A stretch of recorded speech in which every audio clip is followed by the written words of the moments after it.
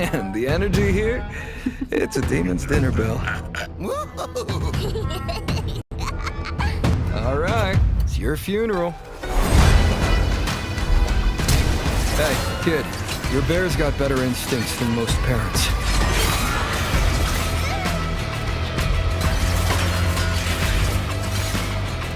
Say your prayers. It's me, the consequence of your actions.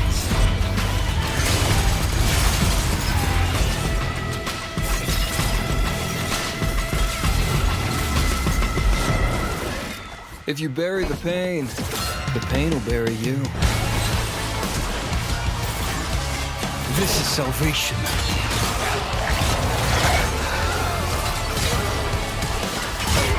A moment of silence for the recently departed.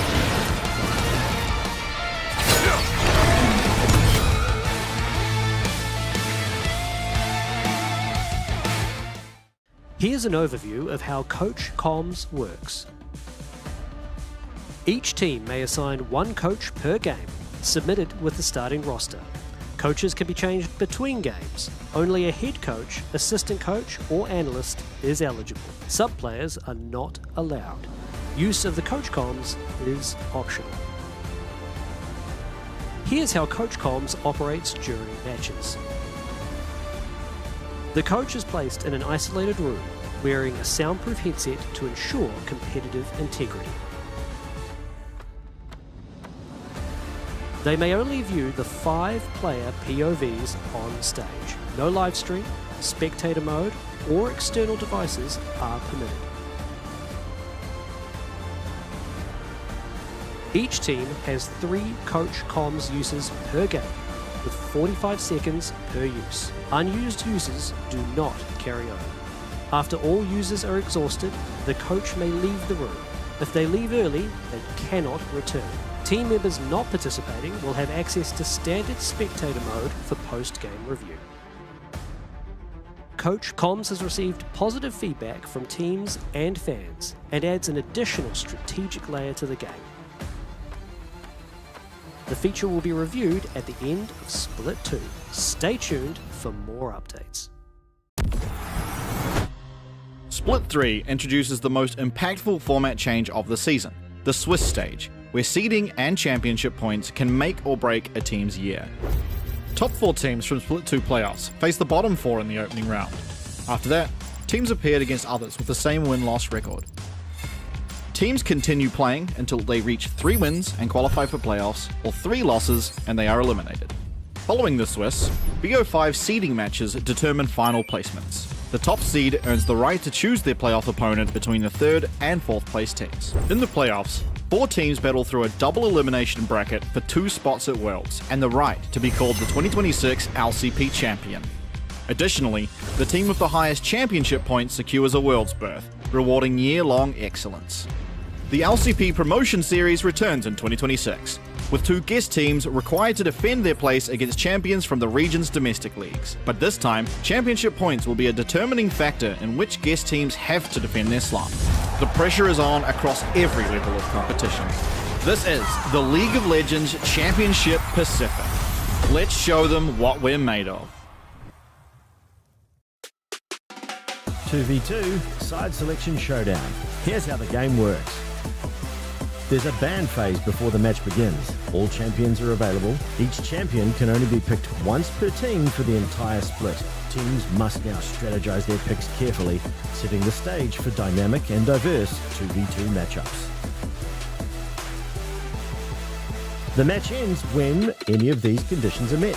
When a team is first to 2 kills, or is first to destroy the enemy turret. Sudden death kicks in after 7 minutes, and the winner is decided by the first kill.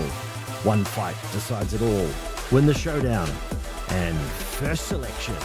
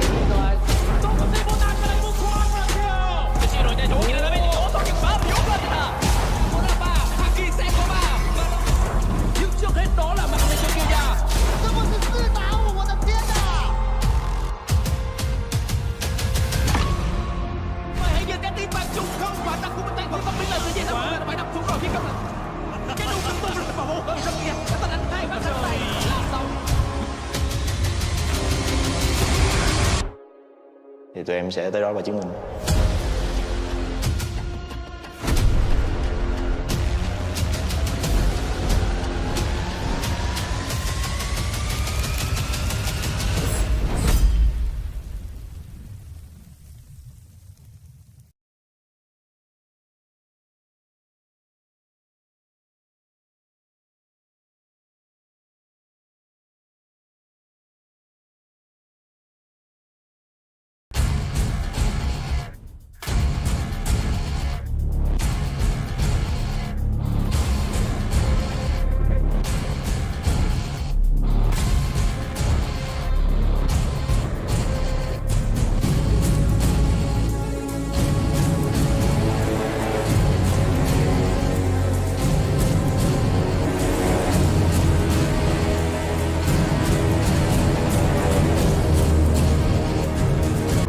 Man, the energy here, it's a demon's dinner bell. All right, it's your funeral. Hey, kid, your bear's got better instincts than most parents.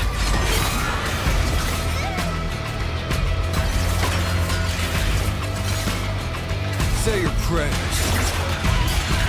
It's me, the consequence of your actions.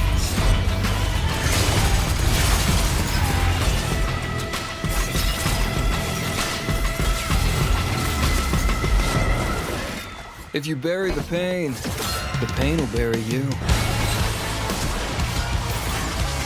This is salvation.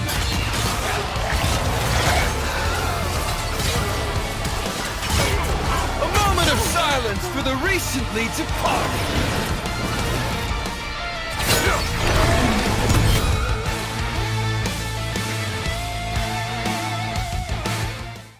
Here's an overview of how Coach Comms works.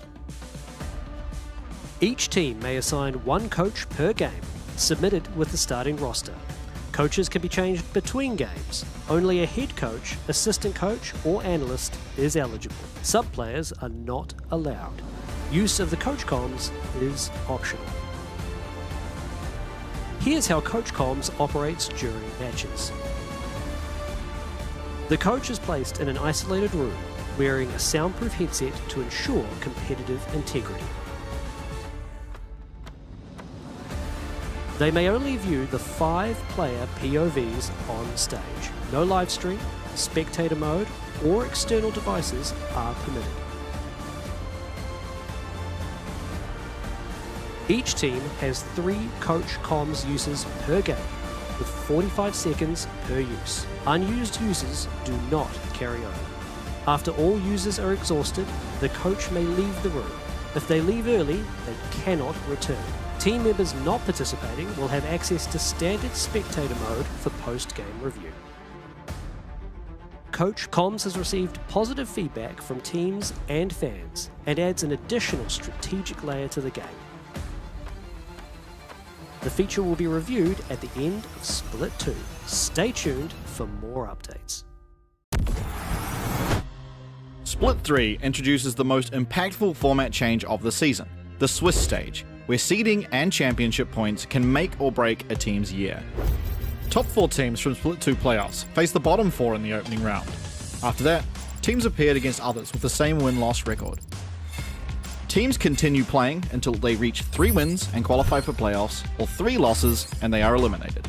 Following the Swiss, BO5 seeding matches determine final placements. The top seed earns the right to choose their playoff opponent between the 3rd and 4th place teams. In the playoffs, 4 teams battle through a double elimination bracket for 2 spots at Worlds and the right to be called the 2026 LCP champion. Additionally, the team with the highest championship points secures a Worlds berth, rewarding year-long excellence.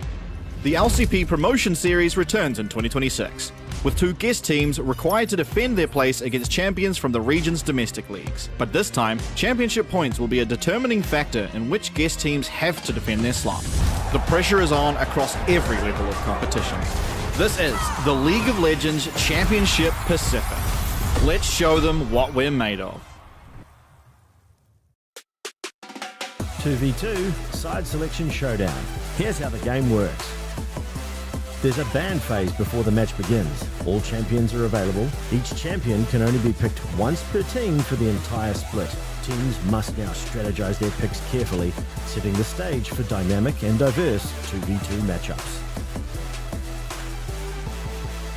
The match ends when any of these conditions are met. When a team is first to 2 kills or is first to destroy the enemy turret. Sudden death kicks in after 7 minutes and the winner is decided by the first kill.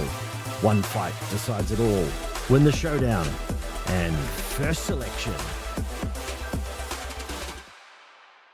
As CFO will wipe the floor with Team Secret Wales, they'll be our first LCP champion.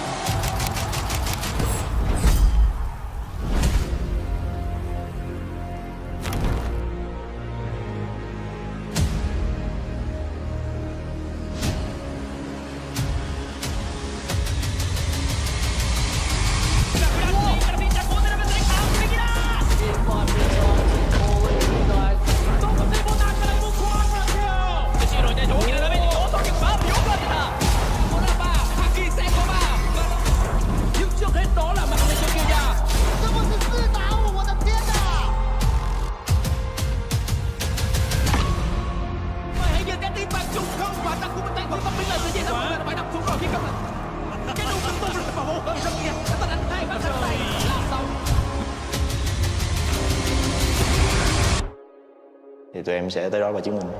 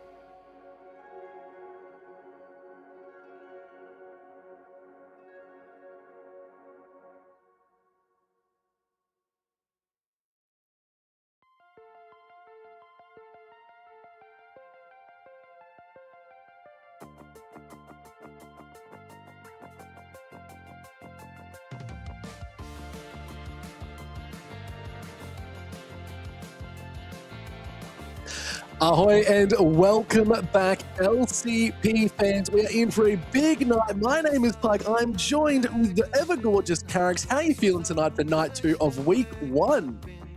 Oh, well, last night was off to an incredible start. I know the LCP is going to deliver another banger straight back-to-back. I do love the straight back-to-back bangers. Let's have a look at last night and see where the teams actually rounded out to, Carrix, because we've got quite a bit to cover before we get into this next series. But here it is on your screen. GZ going 0-2 up against the Vikings, who played exceptionally well. But on the other side of that, it was Secret Wales going 2-0 up against SHG. I feel like this was a little bit predicted, Carrix. Yeah, I do want to say on that first series, GZ, they may have not gotten over the line, but I do think that new roster they've put together has a lot of potential. There were moments there where you could see the upgrades coming into effect. Give them another few weeks, and I think that is going to be a really mean team. Oh, yeah, no, I definitely think it's all about that teething period coming into the third split. It's not going to be great, but let's look at the Swiss stage.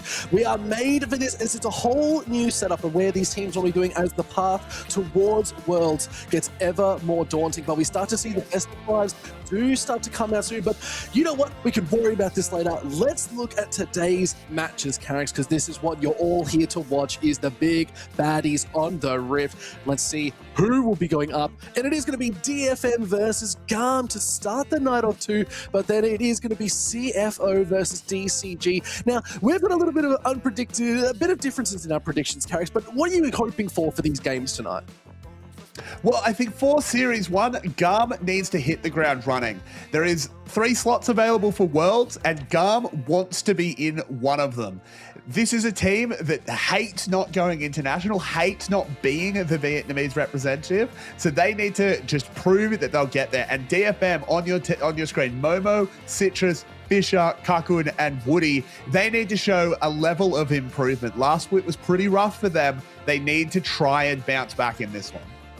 Well, that's exactly right. I think this is the team that, yeah, like you said, didn't have the greatest split. So we're hoping to see a little bit more action out of them. And going up against GAM, this is a team that has just come off the back of EWC. Sadly, they didn't get the scores or at least the games that they wanted, but still to show up and have a good performance was definitely going to give them a little bit of that life back. But this team has a bit of work to go. But at the end of the day, I still think the boys can get it done. So for all you DFM fans out there, do not be disappointed. They are here to show up tonight. But let's look at the next team coming in. It is going to be GAM. Now, this is a team that we've been watching.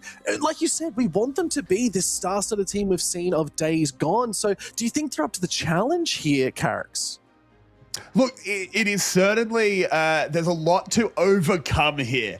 GAM, Kiaya, Drakthar, Glory, Artemis, and Taki. Of course, it is worth talking about. Glory coming in. He sort of did start playing at the end of last split, but it's this coaching staff as well. Hype and Null.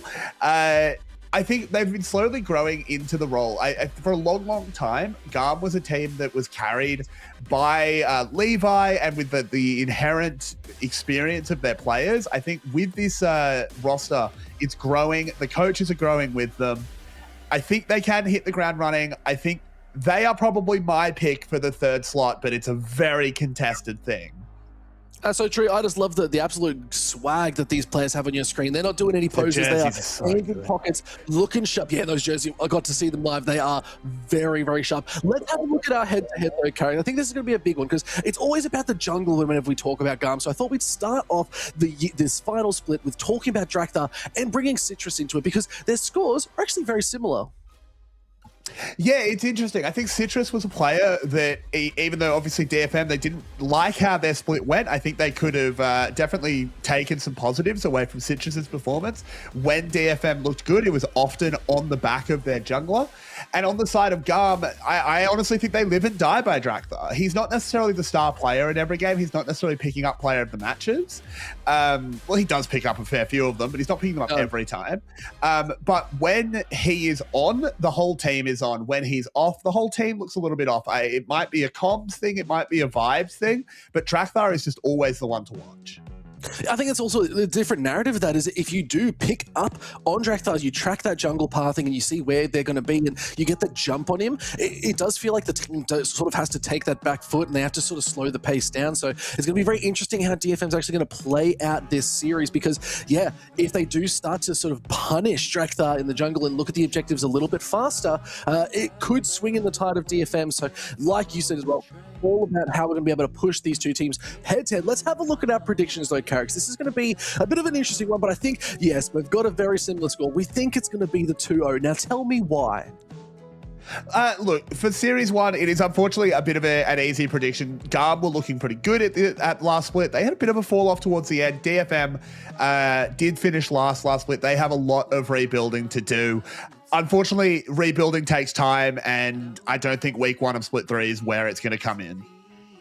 Yeah, I think I'm about the same. I think if you've got such a big break, it's like hopefully the scrims have been looking good, like in between. But I think getting a little bit of that international experience and be able to talk with the other teams and finding out how they sort of play and getting to scrim in those situations as well, I think it's just going to give GAM that little bit of extra, bit of a power in the boots, you might even say. I'm not even sure. Maybe we're talking a different sort of analogy, but I think they're going to have a little bit more of that go button. I think they're going to have a bit more experience, and I think they're going to come out swinging pretty hard. So I think GAM's got a lot of fire in the belly is maybe a better way to put it. So we'll have to see what they're going to do. But on the other side of that, I want to give some props to DFM. I think Kakuna Woody down on this bot side, I think this is something that DFM could potentially play around as well. If Citrus can make their way to the bot side, Dragons have really been the meta in a lot of these series. Most of the year, I'd even say, is Dragon scaling is the big thing. So I think if we can see a little bit of action down towards this bot side, they might have the jump on GAM at some point. But yeah, predictions are pretty strong. I think Artemis, Taki, you say those names and you instantly think, ooh, that's a matchup. Yeah, and I think the other thing as well is I think the meta really benefits GAM at the moment. Artemis is a player, look, he hasn't necessarily played a lot of majors throughout his career, but I'm sure he has picked them up. If he hasn't, then he needs to get on it. But it really is great to just let Taki run around the map. Taki is a player that loves finding interesting roam timings, interesting gank timings, and that's the benefit of this mage meta, is that you just don't need your support there. The support can leave. The mage just simply isn't going to die. And I think that is really, really great for GAM.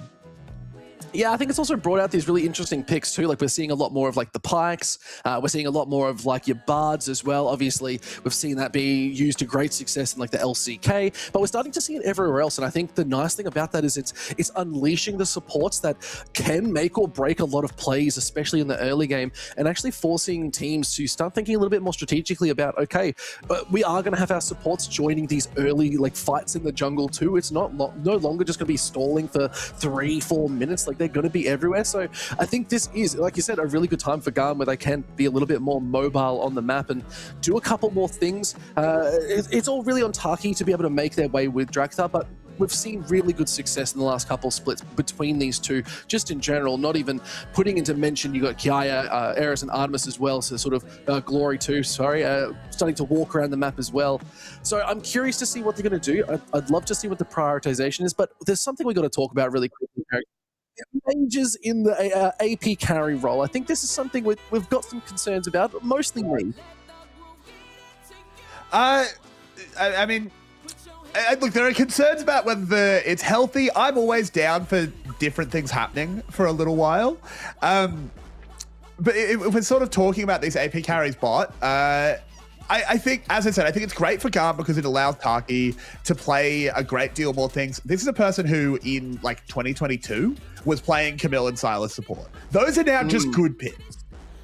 They were crazy at the time. They're now just real. So he has to be pretty happy. The question will be Artemis. Artemis is a very traditional ADC player. He loves the Sivir. He loves these kind of things.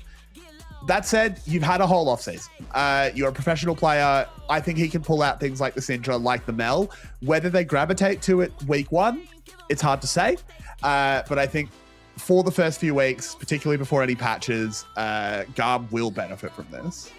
Yeah, I think you're pretty bang on. I think it's going to be very interesting. I do suspect we're going to see something probably closer, at least for GAM, looking at those, like I said, traditional 80 carries. I think Artemis loves a bit of that. Ezreal, we've seen a lot of that recently too. It's been so strong. Interesting that Varus sort of taken a pretty big hit out there, but they sort of were falling off once the lethality Varus was gone. So yeah, I'm curious to see what they're going to do. I think the drafts are going to be quite special. Obviously, we still have our 2v2s that we're going to be seeing before the whole series kicks off. So we'll have to see who's going to be picked up for that. But Carrix, I think it's about time. We're going to get the right fist in just a second. Well, I think we just send it off and just start with a bang and a ka-chow.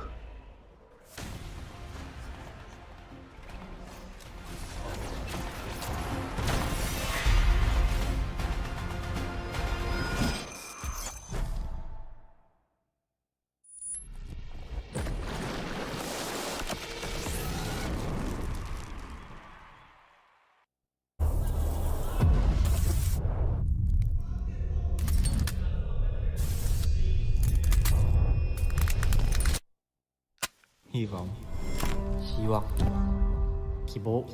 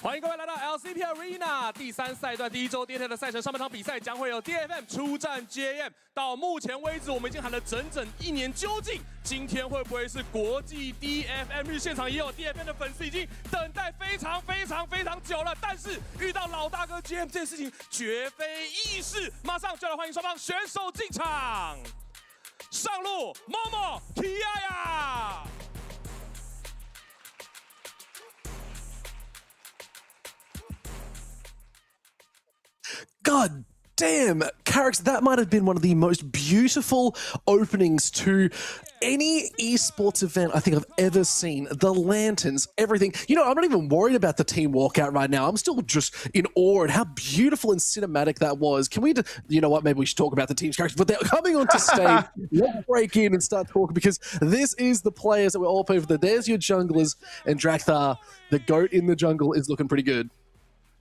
Yeah, looking pretty happy. Fisher and Glory, both relatively new additions to their teams, brought in only midway through last split. Glory with a lot to prove as well.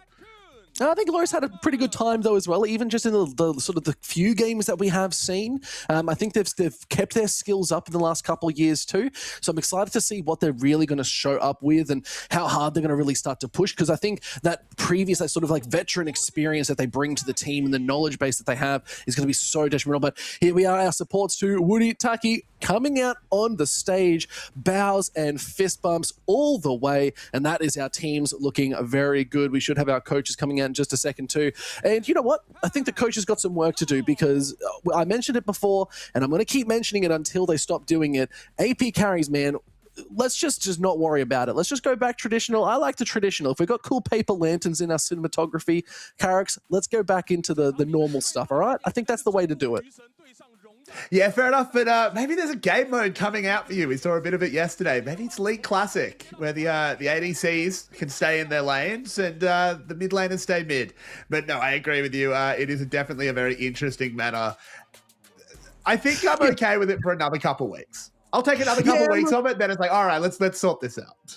That's totally fine. I think, yeah, we've seen enough of it. I think it's okay. It's so much debate as to whether it's good for the game or bad for the game. You know what? Personally, I think it's actually kind of refreshing. It's a refreshing sort of drink. You have it on a hot day. It's really cold here in Brisbane, though, unfortunately. But on a hot day, you have a nice, refreshing lemonade, a little bit of AP carry, and then you put it back in the box where it should be sitting, and you wait till next summer to bring it back out. So, you know what? We'll see a little bit more. We'll get the Syndra's, maybe the Mel's a little bit in there. Even the Seraphine could be coming out, too, as one of these nice picks. But, okay, we got to talk about the head-to-head. It's the 2v2 on the bridge. We're going to be feeling pretty good. What have we got lined up for this, Carrick? Who's going out there? We just saw 2. Well, we'll have to see who they send out. The one thing with GAM, Taki and Artemis, GAM don't like playing these long.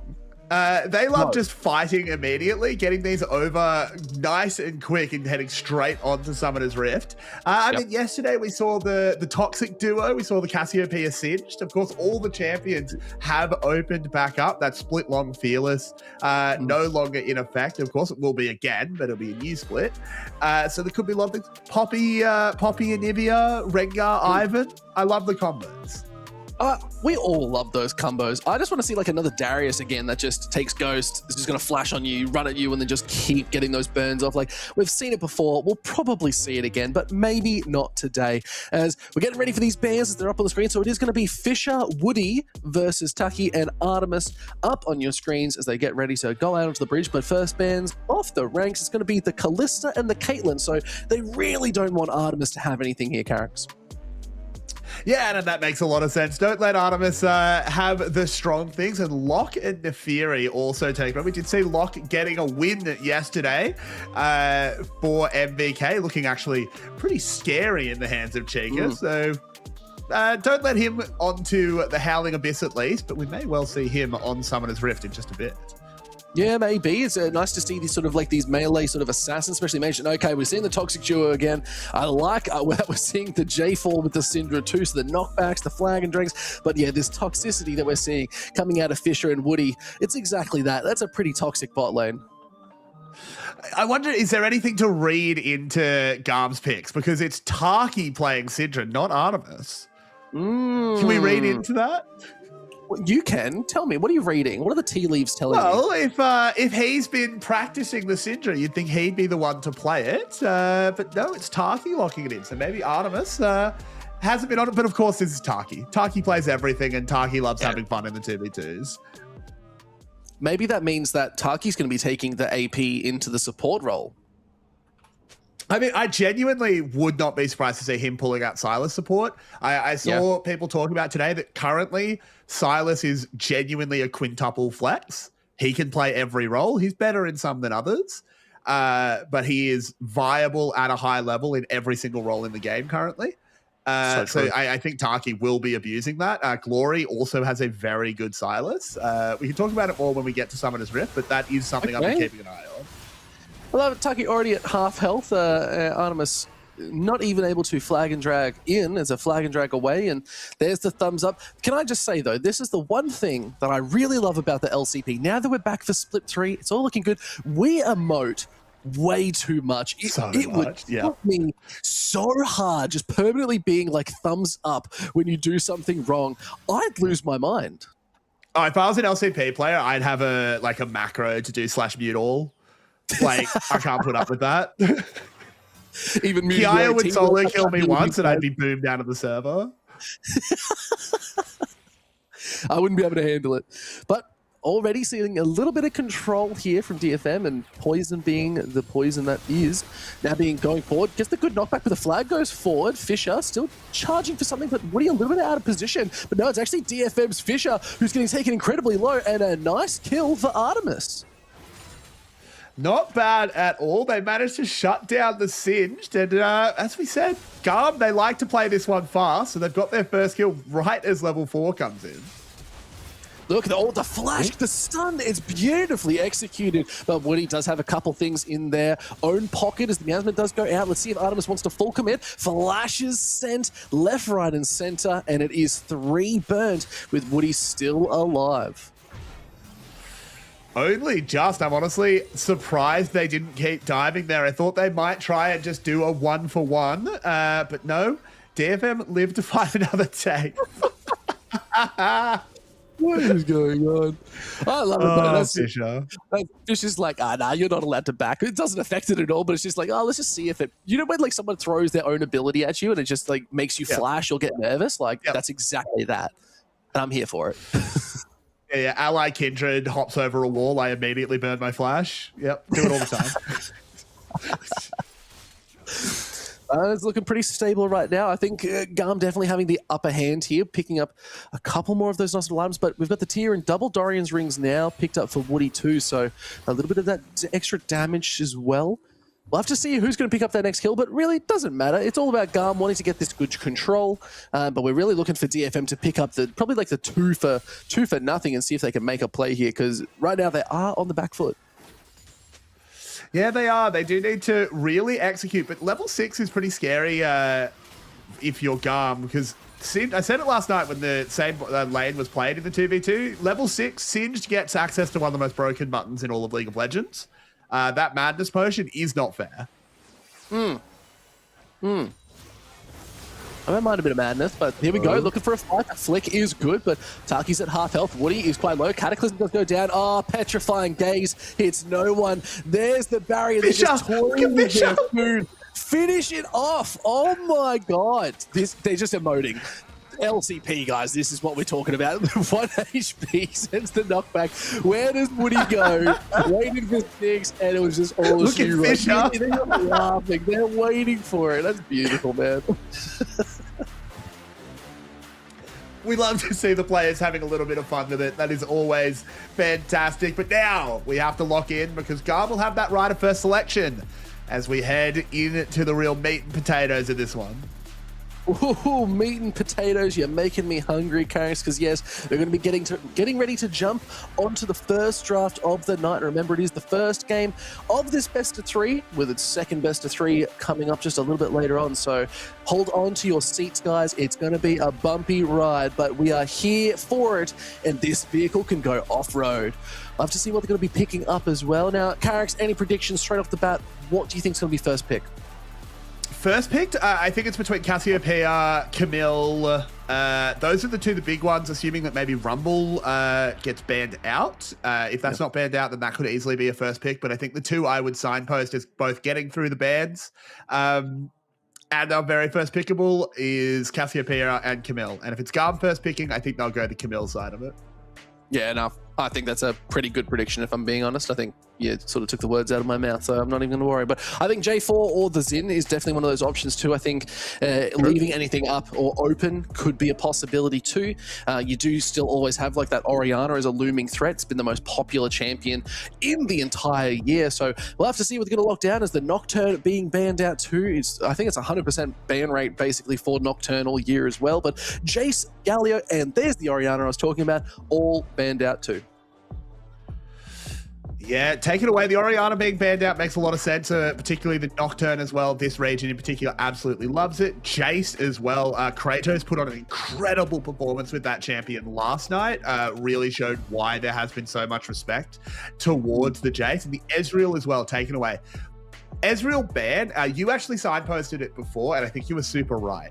With all these AP carries coming in, the one sort of traditional marksman that has persevered has been the Ezreal, because he can do the same thing as mages. But with that banned out, Artemis might be forced to actually show a mage.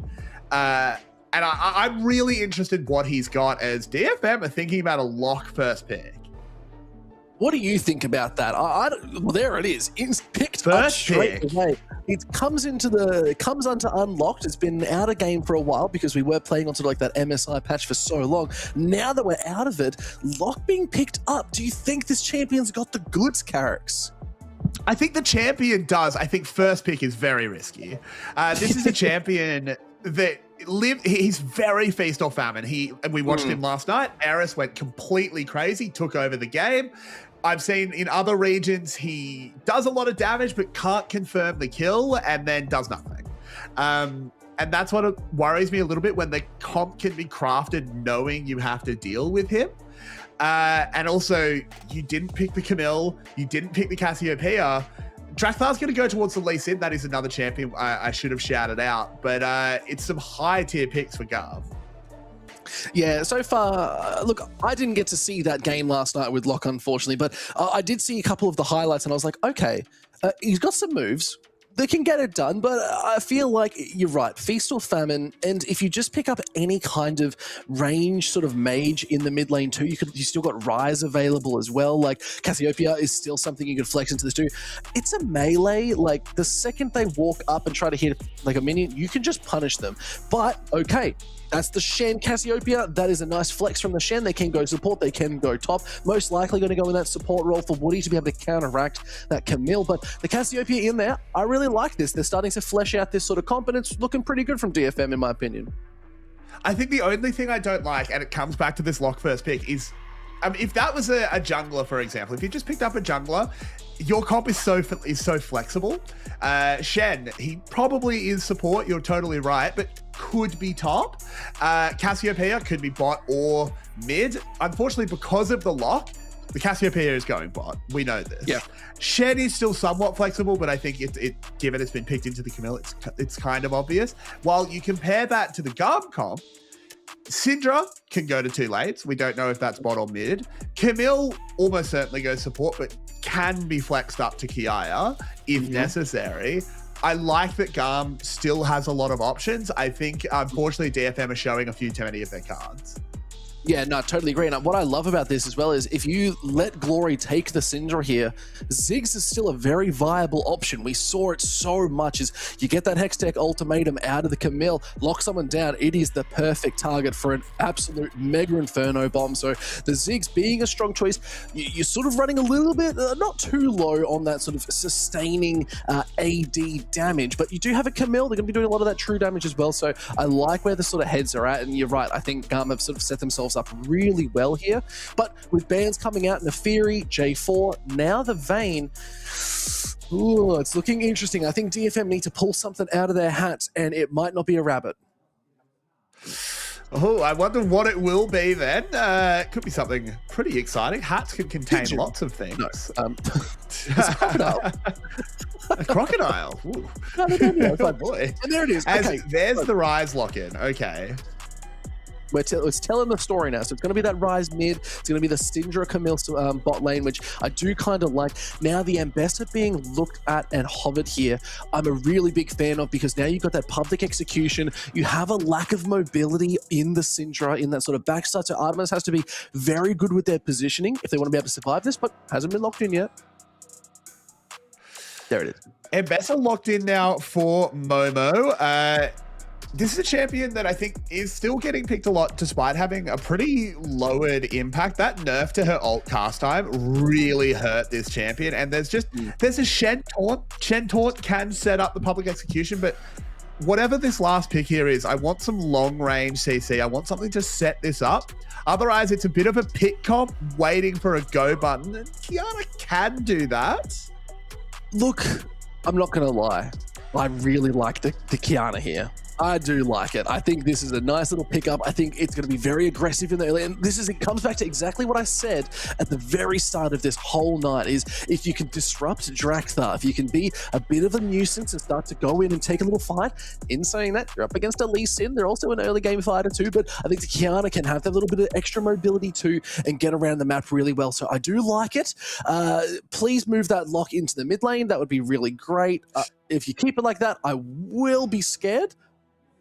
That's crazy if that's what they do. But I feel like the graphic might just be a little bit delayed, because I think that Rise will also be going mid. So I think we might just be one swap behind. Yep, okay, so maybe I'm not as scared as I should be, but still okay. I like this. The Gnar being the final pickup as well here for GAM. This just rounds it out, honestly. Once you get that Mega Gnar, you're going to be able to do so much. You're going to be able to tank up a lot of damage. And there's the swaps. Whew, okay, sweat off the brow. We're looking good. But honestly, okay, we're looking pretty good here, Carrick's. Like, I sort of like where the teams are going. And how do you feel about these drafts? I actually think the drafts came together really well. I think GAM have gotten basically everything they want. The one question will be Artemis playing mages. This is not something he's done throughout his career. We've sort of said it a few times now. I'm sure he can play it well. I think stylistically it really suits him. Taki, you go have fun, mate. I'm just going to farm. I think that suits Artemis to a T. We'll just see how he executes team fights, how he plays his spacing, that sort of thing. I think DFM, they've got good lane matchups, and I think that is really important to them. Momo should be able to hold his own reasonably well. Kiaya is a monster on Gnar, but Ambessa can definitely stand her own. I need to see more lock before I really know how it plays out, though. Yeah, for sure. I think that's going to be one of the interesting ones. We haven't seen a huge amount of it, so seeing it on like the main stage here as we get into game number one here, gents and folk of the LCP fan base, we're getting ready to jump on down into the rift. We're seeing some good vision going out. Just a bit of an interesting one. Fun to see Taki already topside. You might need to go bot there, my guy, but that's okay. We'll get you there. He'll do this. BA did this last night. He will go and harass he will stay out for a while. BA was level 2 at like 6 minutes last night. Oh my god, that's a bit too much. It looks like they're going back. That's fine. That's fine. I'm not overly concerned, but still good to see that nice rotations and getting that vision out. Is Kiaya taking a bit of damage, but now Momo on the back of it just being thrown out of lane. Oh, it's not what you want. So Kiaya might have just that little bit of control, but that's mini Gnar for you.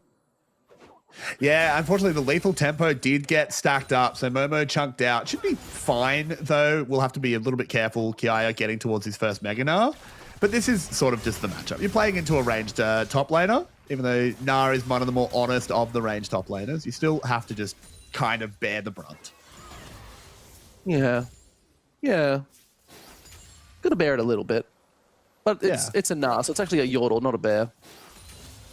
He turns into like a big Yordle. That could be a bear. They can make a skin. It's kind of like a bear. What skin are they using? They can make a skin with mini Gnar. Okay, Artemis able to get that scatter back is going to force them down, but taken quite low. The level 2, it's very interesting. Do you think this is going to be a fast-paced game, Carrick? This is maybe my other question. I haven't really asked that yet. So, draft-wise, no. But GAM is on the rift. Yes. Yeah. GAM loves playing a fast-paced game. Taki, I think, will be looking to leave this lane as soon as they can sort of balance things out. I think that forces Woody to try and follow. So I do think we will get early visits from Drakthar, maybe around level 4, level 5, and the pace will only pick up from there. But draft-wise, I actually think both teams are cool with scaling. DFM have this setup where they've just picked a bunch of dive champions with a Cassiopeia behind it. So you need your Cassiopeia online. She takes it. Yeah, I definitely do. Definitely need to get that. So I think you're right, getting a couple items there. Probably 2 is going to be the way to go. And now we're looking for maybe something. Woody obviously suspecting that there might be a Scuttle, Taker, and Drakthar, but they're just looking for the trade on top and bot side. So nothing too crazy. It might be looking for a gank on mid. Fisher is here and getting that good vision out, so might be able to spot them if they do decide, but is there going to be anyone joining in? No, Pink Ward going to be able to stop them out, and they need to be very careful. 3 members, it's not ideal as now. Okay, Fisher getting locked up just a little bit more. Is there going to be enough damage? Drakthar is doing good. Fisher is just caught, and first blood for Drakthar is not what DFM was hoping for, and now it is going to be Citrus losing out their jungle and just a slight misstep from DFM.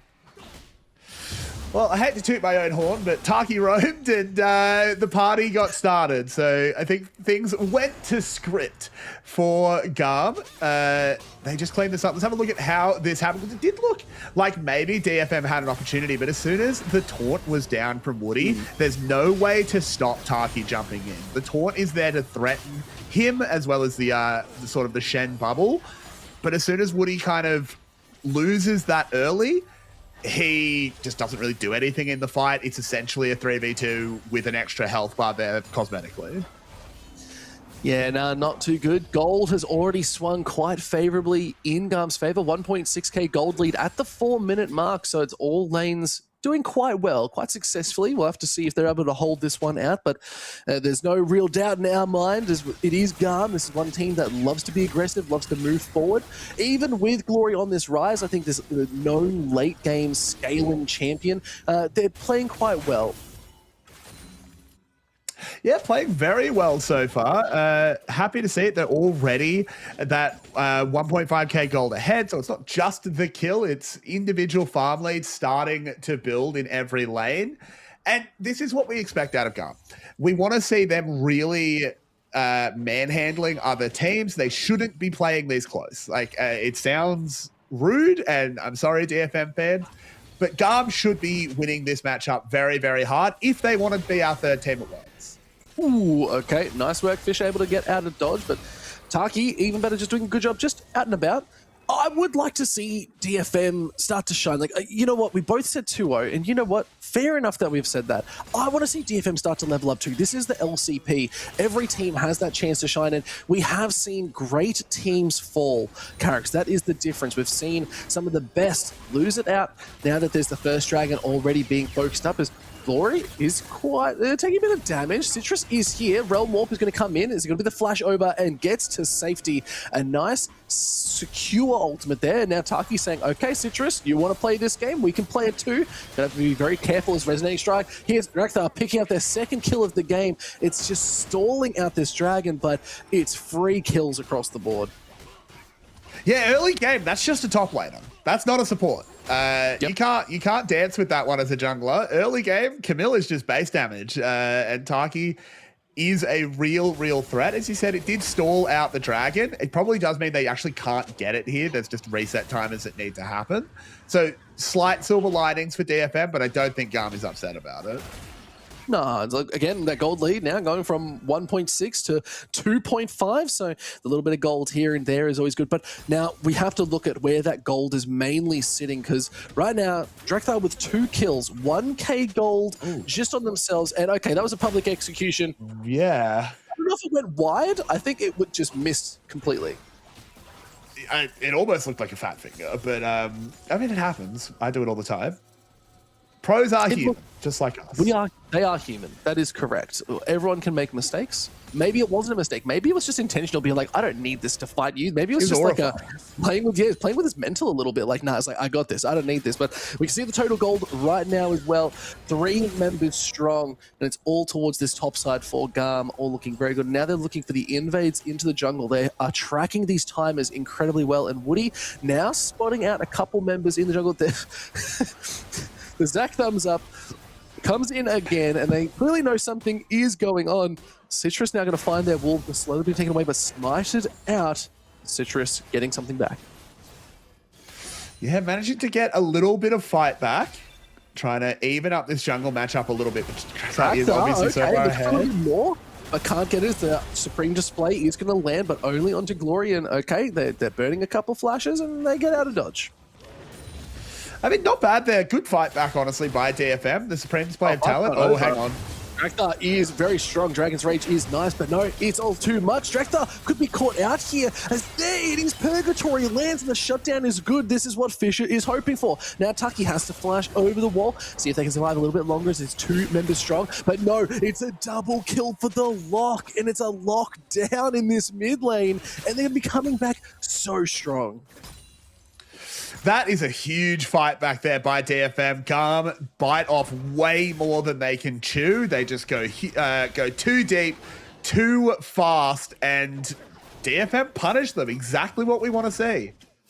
But nice to see this. This is what, yeah, like I said, DFM able to get that punish. The gold is starting to fish, and that is Fisher taking a big jump up on the total gold. But let's have a look at this replay, Carrix, because you're right. It was just an overstep. Yeah, exactly. This is a little bit arrogant by Drakthar, honestly. I don't blame him. He is very strong, but he just doesn't factor in the heal. Coming in from Woody, able to keep Citrus alive, able to stop any resets, any Triumph. Coming in, no resets, obviously, but just Triumph. As Taki then, he's just gone too deep as well. 2 free kills back, and now that's a scary lock. Yeah, especially with the Purgatory picking up that stack means it's going to start getting a little bit of that extra damage on top. So it is going to be quite good as the game goes on. So the more PP you lands it on, remember, you do get extra stacks and it does grow stronger and stronger. So picking up that skull is the way to do it. Cancelling back, nice work, Artemis. But 2 kills apiece. Gold is still just a K up for GAM. Game seems to have reset a little bit. Yeah, it has. It's still, as you said, 1,000 gold ahead for GAM, but now they don't have one role that is so obviously ahead as they did before Drakthar gave his life away, and there is that point of strength for DFM to play around. There's still objectives on the map. The dragon is up. GAM did get the grubs, but a dragon fight when a lock has a bit of a lead, bit of a scary one to take. Yeah, I think it's not the end of the world, though. Like, Drakthar starting up this drag is good, but they've already spotted out Citrus on this top side. They're just sort of doing like a bit of a clear, heading on top. So I think they're fairly comfortable. They can take it as the Gnar is good, and now it is a little bit too much as Momo's getting caught out. Public execution, just trying to lock them down. It's not going to be enough, and Kiaya picking up their first kill of the game, and it was all in the back with a sneaky dragon too, and just a nice pick there from GAM. Yeah, and this is sort of illustrating what we were talking about before the game. Because Taki never has to exist in bot lane, he's setting up kills top. GAM are getting Dragon and the top lane gank at the same time because they essentially have a second roamer. They just have Taki walking everywhere. Woody, unfortunately, still not level 6. That is the one downside of this Shen into Camille, is that if you match all of her roams, you never get your ult, and Shen really wants level 6 for his ult.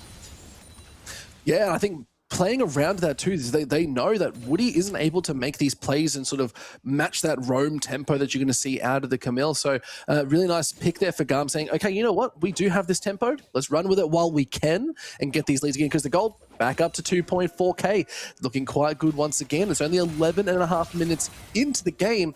We'll have to see if the gold on this lock is going to be the decider, is the really big one here, Carrix. We sort of talked about it's feast or famine. Right now, they're feasting. They need to do something with it. Yeah, I think the unfortunate thing is Locke can't do it all by himself. He does need his friends to help out. He's got lots of dive to go with him. This is not a solo dive situation, which you never want to see. He's got plenty of people to go in with him. Those purgatories could find some big executes. But the rest of these divers need to catch up. The one really good thing is bot lane is so stable. Like, okay, Artemis is 180 gold ahead. That's basically nothing. So Kakun, he's got the Rod of Ages. He'll stack up. This Cassiopeia could still be a real menace. Oh, for sure. And once we get to that strong mid game, when we get to the 15, 20 minutes, they're going to start making some moves on the map as well. With the Dragon up in 3 minutes too, I'm expecting to see them start to move around and come towards that as well. As we will be seeing the Soul after that. It is GAM still very much in the control, maybe the driver's seat, you might even say, Carrot. Yeah, I think that's already picked up a GAM too, so it's a little sneaky one that we didn't see them take, but they've got full control over every objective. Yeah, exactly. They just took that one sort of just off tempo. Oh, hang on. Getting multiple members topside. Oh, where did he go? Yeah, unfortunate there, Momo. Kind of got evaporated. But play on the other side as well. Citrus is coming down. That's going to be first tower. This is just the power of the Nah. It's just that range tanky matchup too. That's just going to get so much damage off. And yeah, now we can start to see lane rotations coming out. We're probably going to see Kiaya moving down towards this bot side. I think that's already seeing pings, but they'll be very careful because Taki is coming down and Citrus is on that Gromp. So as long as the vision is secured, yep, now spotting it out saying, okay, we'll give you that frog. That's fine. Yeah, I think they're reasonably happy with how things are going. Is GAM as Citrus will find Taki, but Camille obviously a very hard one to just jump on immediately. Was just sort of shadowing. And Tana getting their first coach comms of the game as well here. Karen's first coach comms. You a fan of these coach comms? Do they do a good job? Look, I think there's been a lot of talk about these coach comms. I saw a lot around the off-season, like, well, if you get used to having coach comms and you go to Worlds, you go to MSI, well, you don't have coach comms there. I think that's a valid conversation to have, but when we're talking about a team like DFM, I just don't think that's where your focus needs to be. You need to be focusing on your individual games, and I really like coach comms for them. I'm kind of glad I haven't seen GAM use theirs. I think our teams that are aspiring for Worlds should avoid using them because, yeah, you got to prep those international tournaments. Yeah, I agree. I think that's a really good shout out, and I think it is important to be thinking about the late game too. And GAM, obviously, one of these pinnacle teams that we want to see do really, really well. Sort of like that staple. They've got the great sort of viewership and at least the support from their region too. So I'm excited to see them do a little bit more. But you're right. I think with 2 objectives about to come up onto the board in about 15 seconds, a coach comm could just be, guys, we need to start thinking about these objectives. The next one needs to be the focus. What do we trade? Where do we go? As a good scatter from Artemis, sending 2 as the miasma. So, well, I don't think anything big's going to be used right now because we're waiting for this team fight. Yeah, exactly. You don't want to burn any ultimates right now. You want to just make sure everything is locked and loaded as we're 15 seconds away from that Ocean Tech. Now, neither team needs to lose the game off this one. I think GAM may well actually just opt into giving up the Dragon, take this Herald, push your tempo, because they don't have any vision around the bottom side. Well, I think at the pace this is going is Dreyfus might have this Rift Trail before they even start to look because they're doing a bit of a full send. They want to pick up Kiaya, who's just about to go Mega Gnar. There's a TP now coming in. They're sending 4, but there's no wave to back them up. Supreme Display is used. Kiaya is low. Public Execution does, and then Lock picks up the kill, and they are going to win out in a 4v1 dive. Now, the Rift Trail's now been used topside. Tana's still doing a coach comm saying, guys, great dive, but look where they are. Yeah, I think GAM is making a call that we're just going to end this game before Dragon Soul is a relevant objective. I kind of like the call as well. They got the first Dragon. They get an inner tower. They'll send this mid as well, dealing a lot of damage to that tower. And now it's like, yeah, okay, DFM, you got 1 Ocean Soul. That's great for you, but look what you lost around the map. Oh, look, a tier 2 in top is not great. They take a tier 1 though, so you know what? I don't think it's the worst trade at the end of the game. Still, very hard for them to feel like they've got to get something back because yeah, there's the 3rd and final coach comms, 16.5 minutes. DFM really trying to at least swing what they've got in the lead as 2.5 gold lead is still up, and now we're just stalling out. It's 4.5 minutes to the next drag, 3.5 till Baron. It's going to be a bit of a clincher, but I feel like GAM is very comfortably in the driver's seat. I totally, yeah, 100% they are. I think they are very, very happy with how this game is progressing. I do think DFM have been taking the opportunities they're given. I like that they have had moments of calling the shots. I think that was my biggest criticism of Ground Zero yesterday, particularly in their second game, was where even when they won out plays, they weren't plays that they started. It was MBK would start a play and they would just start a bad one and GZ would benefit. I like that DFM, even though they are behind, there have been a few times like that dive where they said, we're going to go do this. And GAM has to react to us. I like to see that. They're obviously still got a long way to go, but it's the sort of thing for DFM that I'm going to be tracking across the split. Yeah, absolutely. And again, this is showing signs of life from DFM where they say, okay, you know what? We can see they're trying to make some plays across the map. Maybe we just full send ourselves. Like, we're going to lose something. Maybe we just need to go forward. Is okay. Woody flashing forward, throws up the Zach thumbs up, says, okay, it didn't hit this time. Maybe in 5 minutes. It's such a good emote. It's so powerful. But okay, Drekthar might be looking for Fisher. It's a fishing of fishing, but you don't see that all too often. As it is a lot of damage coming out. Sundance guy is there, but remember, this is quite a strong lock who does get hit with the Dragon's Rage.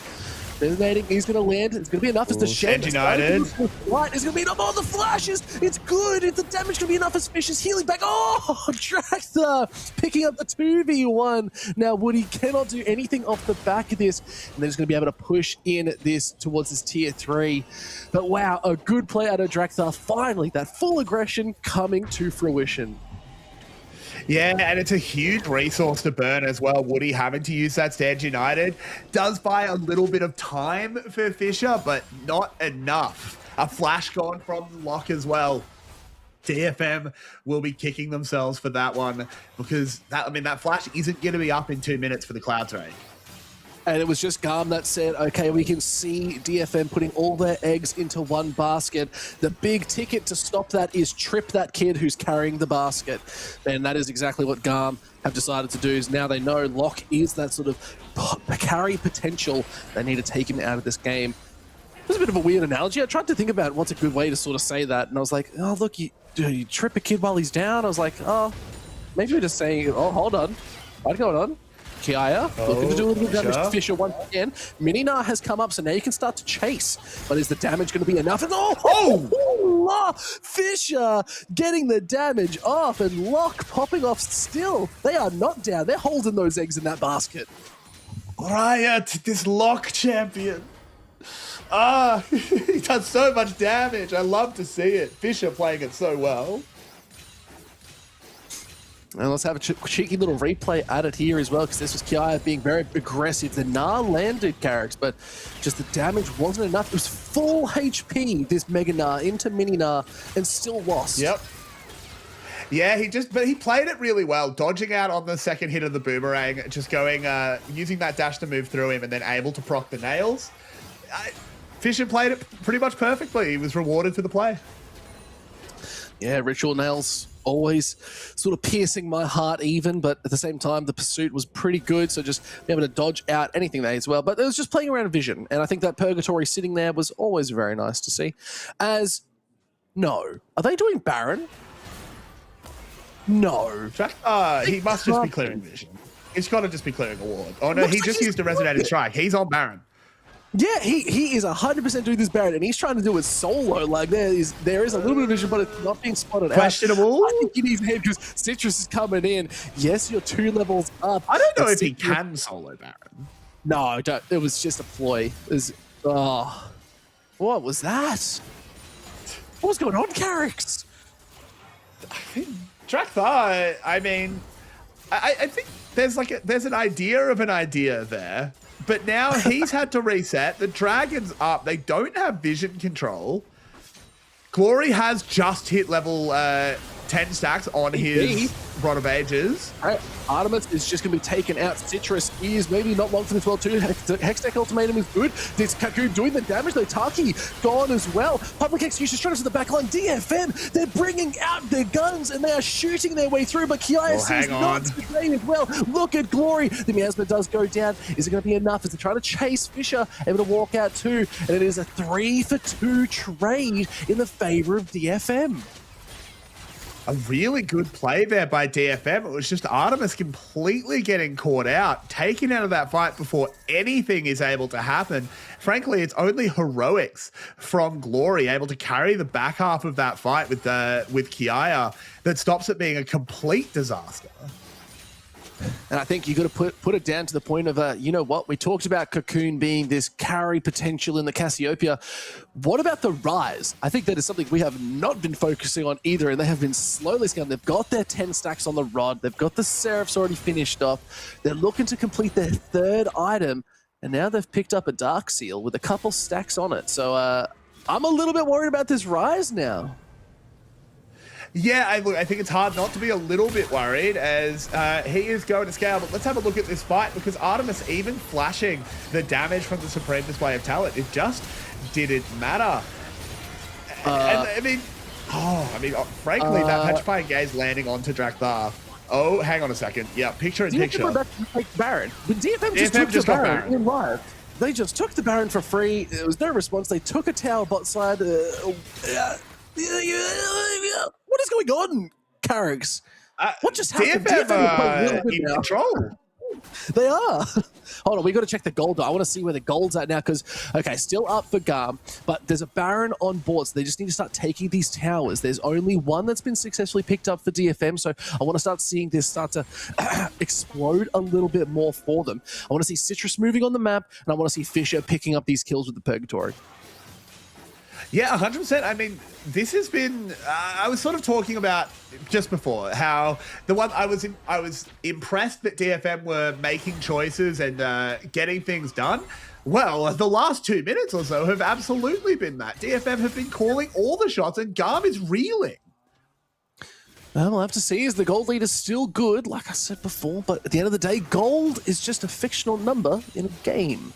So we don't have to worry about... Actually, gold is a real thing in real life too, but let's not worry about that. We're in League of Legends here, character. Damn it, focus up.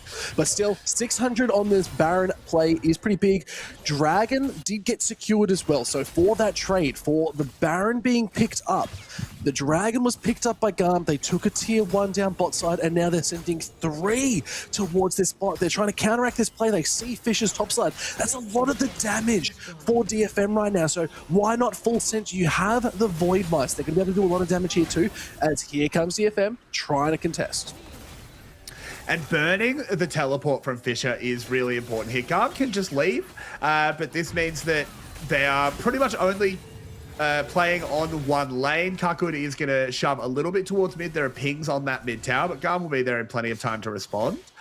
It diffuses a little bit of the back of this Baron power play. There's only a minute left, and they'll obviously be wanting to reset at some point. There you can see the recalls are starting to come in, so maybe they'll be able to shove out 1 or 2 more waves.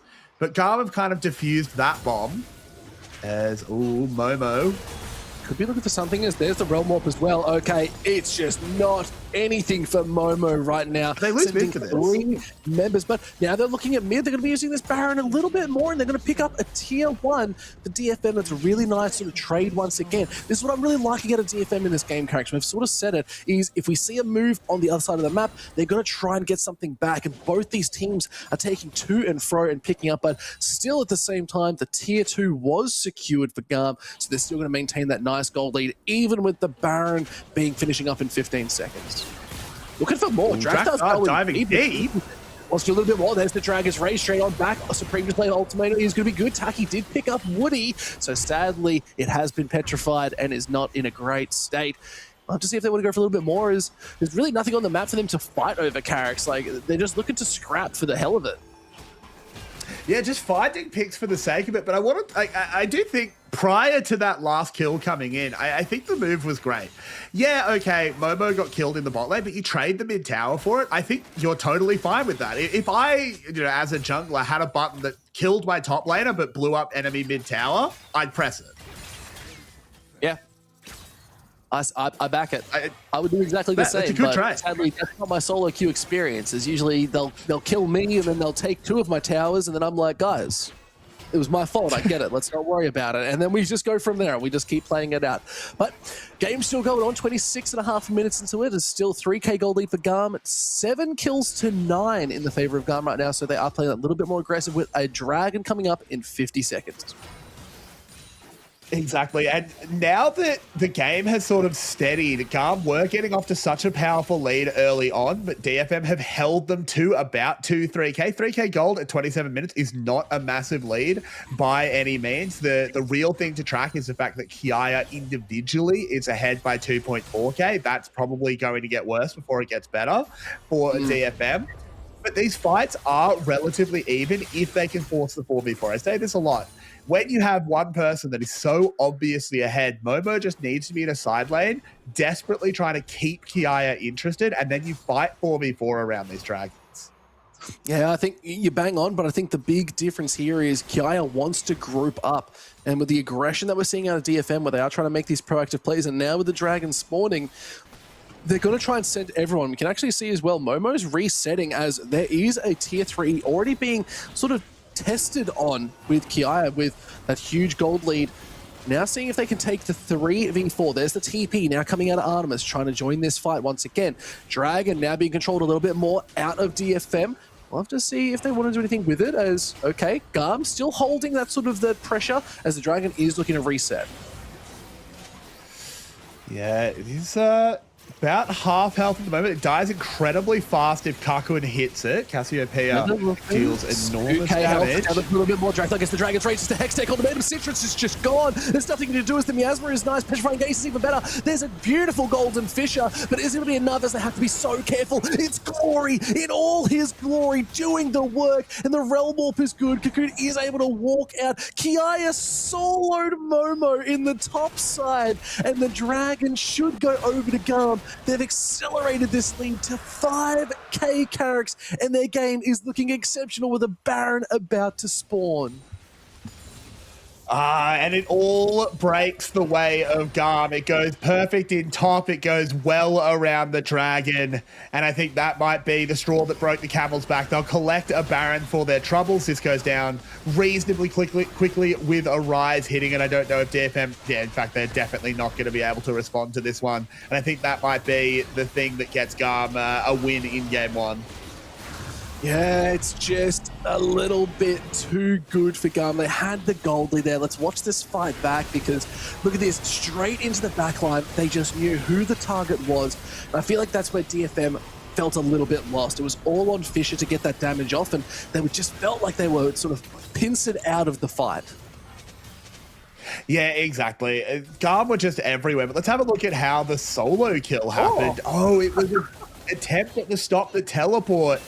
I love the effort by Momo, but unfortunately Kiaya is so far ahead. He just walks under the tower. He takes what, 6, 7 tower shots there, but goes Mega to get the extra health, and he's totally fine. That's really gross. That's not what you want to be seeing. That's not ideal. Okay, Draxar, a little bit of an overstep once again, but is good. Yeah, it's going to go out. Okay, trying to send it on top of fourth. There is a lot of damage. The GA has got Glory. What is this damage? It just took 2 hits and he's been melted. Yeah, that's a late game Rise. He has his 3 items. He is a big lad. That was pretty gross, as now they're going to start walking down these lanes. They got a bunch of champions and minions going through this bot side. Have to be careful as it is still Kiaya. No one can really contest him at this point. It's a 4k gold lead just on the Gnar, let alone a 7.5 for GAM. As they're trying to hold on, Mega Gnar is going to come up, but I think they just let these minions do their job and hit the towers from afar. Tier 3 in this bot side, confirmed. Let's see if they can go in and just lock down a little bit more. Okay, a lot of damage. Fisher has to be so careful. Zonius has been used. Fisher caught once more. Artemis able to pick up their first kill of this game now too. Hextech Elemental is good. Double kill for Artemis. They're doing a nice little job. Let's see if we can make it a triple. As Draxstar trying to get that kick. It's going to be enough. There is Kiaya on the backside doing good. It is going to be Cocoon. Absolutely god, it's a double kill for Kiaya, and this is just the victory march for GAM, who have got the 11k gold lead, and don't take that Realm Warp. They're looking for the dive, the Realm Warp damage with the minions. It's all too much. They're throwing up the emotes, and it is a GAM victory march if ever I've seen it. Here, Carricks, well played. Yeah, fantastic by GAM there. As soon as they get the fight win around Dragon, they close the game out almost immediately after. That is a back-breaking performance. DFM, I hope you can shake that off because you've got a lot to work on coming into Game 2. I'm sorry, that little just like fan moment just then, I thought TK's picture was Mr. Worldwide for a second. I was like...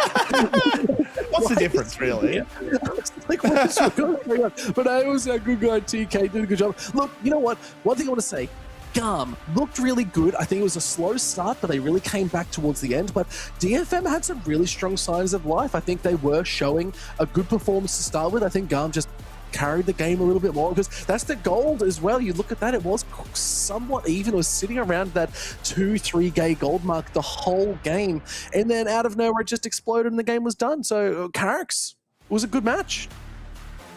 Yeah, I agree. It was a pretty great match. I agree with you. I think DFM made a lot of the right decisions. It just unfortunately isn't enough. A lot of the right decisions when GAM are constantly throwing fastballs at you.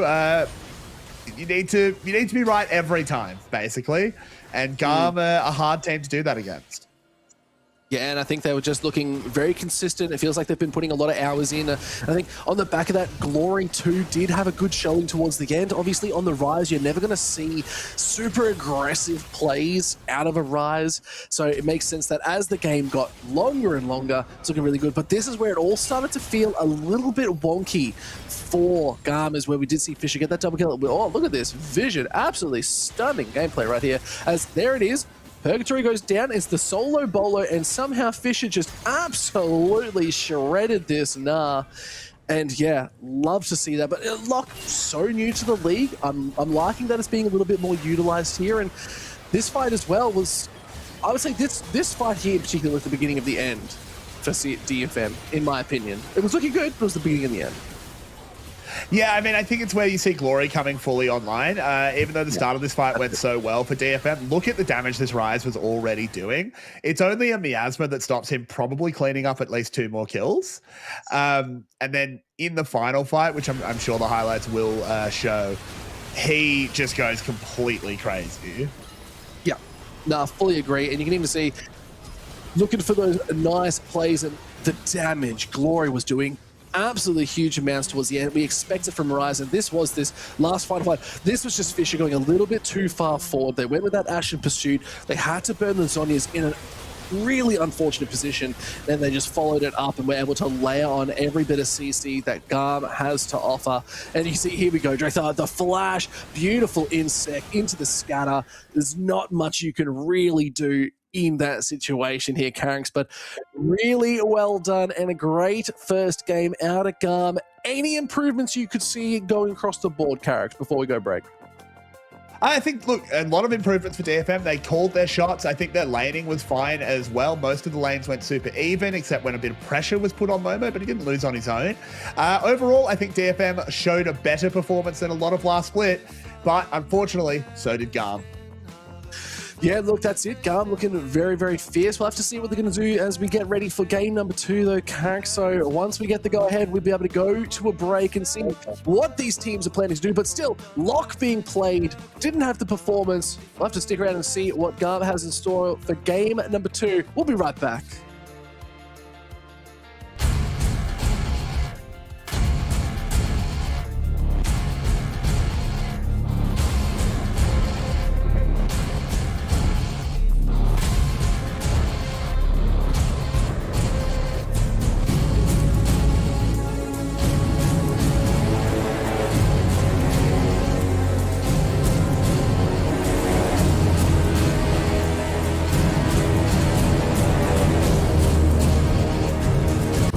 Man, the energy here, it's a demon's dinner bell. All right, it's your funeral. Hey, kid, your bear's got better instincts than most parents.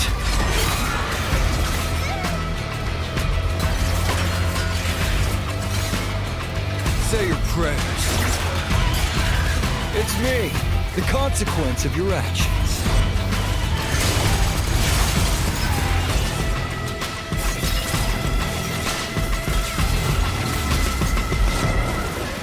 If you bury the pain will bury you.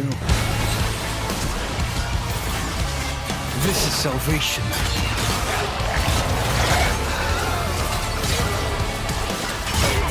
A moment of silence for the recently departed.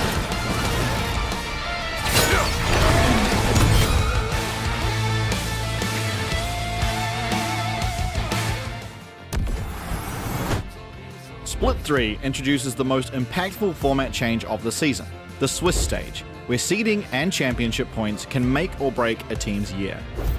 Top 4 teams from Split 2 playoffs face the bottom 4 in the opening round. After that, teams are paired against others with the same win-loss record. Teams continue playing until they reach 3 wins and qualify for playoffs, or 3 losses and they are eliminated.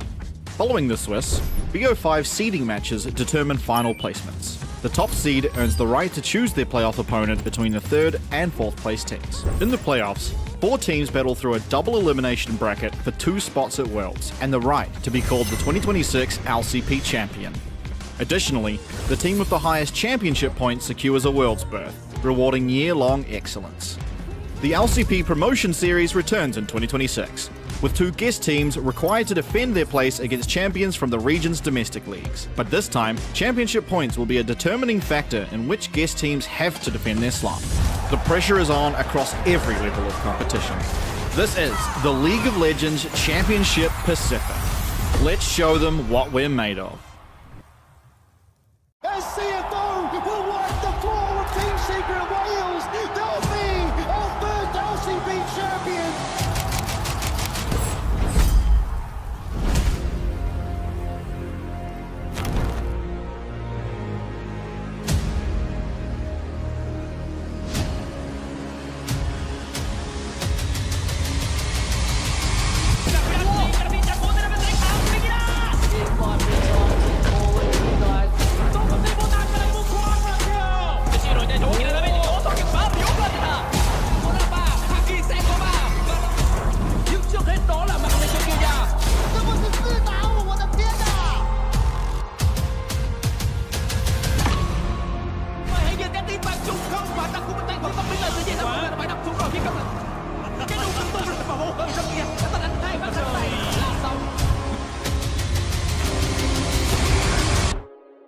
Thì tụi em sẽ tới đó và chứng minh.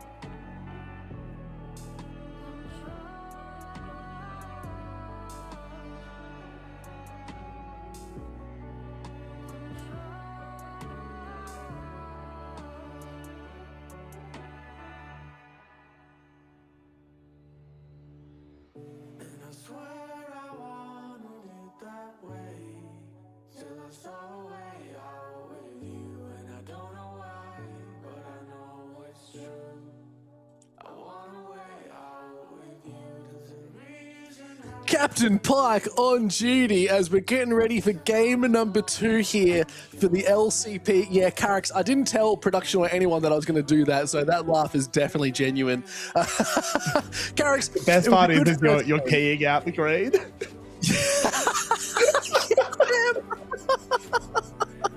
I didn't even realize. That's okay. I think there was a time where I was like, we'll try a green screen, and then no, but now it's just a cheeky see-through hat. But now, Carrix, we're getting ready for game number 2 here. GAM versus DFM. It's going to be a spicy one. Yeah, it really will be. GAM, obviously, in the end, it looked very dominant, but I actually think DFM played it reasonably well for most of that game. Fisher in the mid lane had a pretty good performance on Lock. It wasn't good enough in the end. Maybe they can put something together where they're not going into both the Rise and the Syndra. That's not a super tough to play into. No, I think you're right. I think it's one of those things. Obviously, I like that we're trying new things. It's always good at the start of a split to try different champions, see how they fit in the meta, how they fit with the league. Being the LCP, we are a very kill-hungry league too, so I think the Lock makes a lot of sense. I think it just doesn't fit into what are like the best champions currently in the patch, you know what I mean? And I think that's where we got to start defining where does this champion sit and what can this team do, because you're right, Fisher did play quite well. There was really good outplays. They were keeping up in farm, especially into a Rise. It's all about what is the identity of the team and how they want to play forward. So big props to DFM. They're trying something new. I just want to see them be successful with it. Yeah, exactly. I'd love to see them win a game tonight.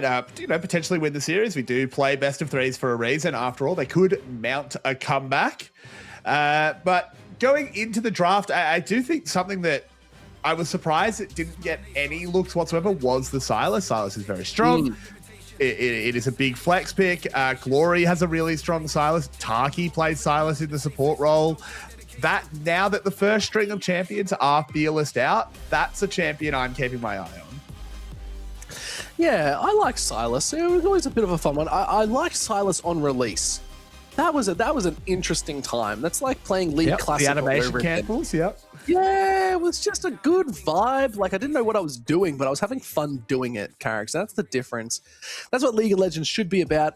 Anyway, let's get ready for a draft. Maybe we'll see a Sylas, maybe we won't, as we are seeing a side selection swap, so it is going to be GAM on blue side this time, DFM on the red. We'll have to see, as it looks like, oh, okay, Nocturne, there's the Rumble being banned out, Jace, Ezreal too. A slight change up here as the mages are starting to be whittled out.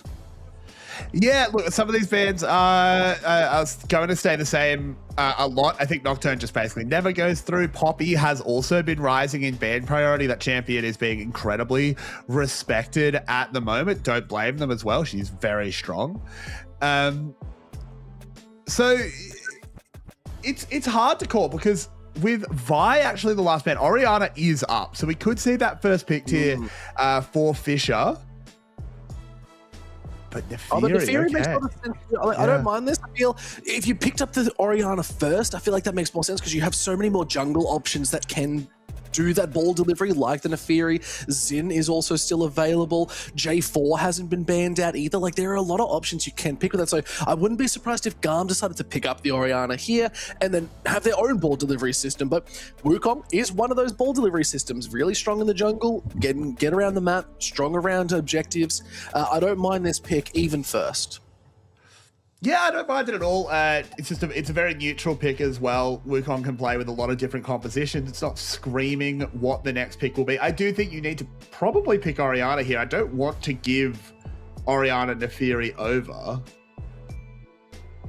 We'll have to see. Look, I feel like Orianna's going to be picked up regardless. It makes a lot of sense. Kayn? There's no way. Nautilus. That's sick. Pick the Nautilus. Yep, okay, Logan will be happy. He can talk about that at a later date, but Nautilus being locked in opens up a lot of at least dive options you can go. So the Kai'Sa really screams to mind as this champion that can play with the Nautilus very well. Anything you'd like to see with it? Like, there's a couple options. Yeah, there are a lot of options. I mean, we could still default back to a mage. It could be something like Mel, just unleash the Nautilus to go roaming. Though, of course, we could go more traditional. I mean, Sivir, still playable. And Artemis will always go towards Sivir if he can. He loves that champion. Caitlyn, I mean, it's not the traditional Caitlyn pairing, but it's still very playable if you want to go for a really dominant bot lane. Caitlyn actually is a decent counter to the mage meta, not necessarily because she beats the mages, but because she's so oppressive in lane that the other support can't leave. Yes. So that can be a really good way to keep the other support in lane. With the Ziggs locked in, that will almost certainly be for Kakun. You could go something really aggressive, but I feel like just locking up Orianna makes a lot of sense. How did Oriana get to the 3rd pick in first phase? Like, is actually quite astounding with the champions that have been drafted so far. But I wouldn't be surprised if we did see something like even like a Kai'Sa, maybe like a Varus being banned out too. It hasn't been huge, but it does pair well nicely with the Nautilus. But I think they're just looking for that really strong front line. Ball delivery system is really locked in. So, but I'm also looking at DFM. Ziggs has been really jumping up in priority as these AP carries are starting to do a lot. And this is one of those champions that happy to sit in the side lane, farm it out, and just whittle away at these towers and then blow them up as they get low enough. So I really like the Ziggs. I think it's a really, at least in like pro play, been very highly used. In like regular play, I'd like to see it more. I think it's one of these champions that can do a lot in a game, especially like low, even mid-high elo. Yeah, I do actually just agree with you. As Vayne Akali removed, I think it makes a lot of sense targeting Fisher at the moment. You don't want to let him have these high agency mid laners. If you can force him on something that just wants to farm back and forth with Oriana, I think GAM would be happy with that. Do we get another ban towards Kiaya? I assume we do. Maybe something like Renekton to be taken away. Yeah, don't mind it. Obviously, they're trying to look, mostly at Fisher. And there's the Sivir. Again, you mentioned that before. It's a really strong sort of laning champion. Get to the late game and it can just melt through. But I think that's also what DFM have sort of prioritized. The Vayne is one of those champions, can be flex top, but it's a late game monster. It's here to do damage and be a disruptor too. So we'll have to see what they're going to pick up. And there's the Seraphine. Again, another really strong pick as an AP carry. It's going to be able to match the Ziggs and it's going to do a lot of damage. Those encores, the line of sight damage is going to be huge. Yeah, I mean, just going for another mage in the bot lane. Artemis playing a more supportive, enabling role in this one, even though, of course, he will be APC. Seraphine is going to be interesting because there's that Silas Hubbard, not from the team that I expected to be thinking about it, but he's got some amazing ults to steal. Seraphine ult is one of the best ults in the game for Silas. Absolutely. Do not pick Malphite. Kiaya, do not pick Malphite. That's all I will say. Don't do it. If you do it, you're trolling. But now that's locked in, that's going to be the mid lane matchup. So it's going to go into the Oriana. That's obviously one of the more, I'd say, janky sort of Silas hijack ultimates because you can only do it on yourself. You can't actually do it at that range. But now the hen being locked in for Momo, I really like this. And now they're just instantly hovering the jacks. Like this is just a beef off in the top side. Yeah, I mean, GAM with this side of the draft, they do get that top lane counter pick. They're putting it into Kiaya as well. Kiaya traditionally is a very high level Jax player. Back in the day, this was a champion he really made his name on in the VCS. So I'm keen to see it. Is a good matchup into Sehen as well. But these side lanes are going to be spicy. And if I'm going to look at this sort of like from a very objective sort of point of view, is who takes towers faster?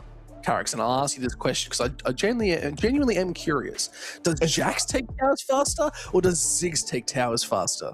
Oh, it's got to be Ziggs, right? Ziggs getting those empowered auto attacks and then the execute, it's got to be him. I like it. I like where your head's at, guy. That's a good call. I think the satchels are a really good sort of potential. But okay, this is the big thing is literally it's going to be like half an item on the Seraphine. You can hard insta clear waves. You literally hit 2 abilities and the wave's gone. So I'm curious how the laning phase is going to go for this Ziggs because of history. They usually do have to wait for that 1, 2, 3, 4 items to really come online and do damage. Mostly the 2. You're going for something.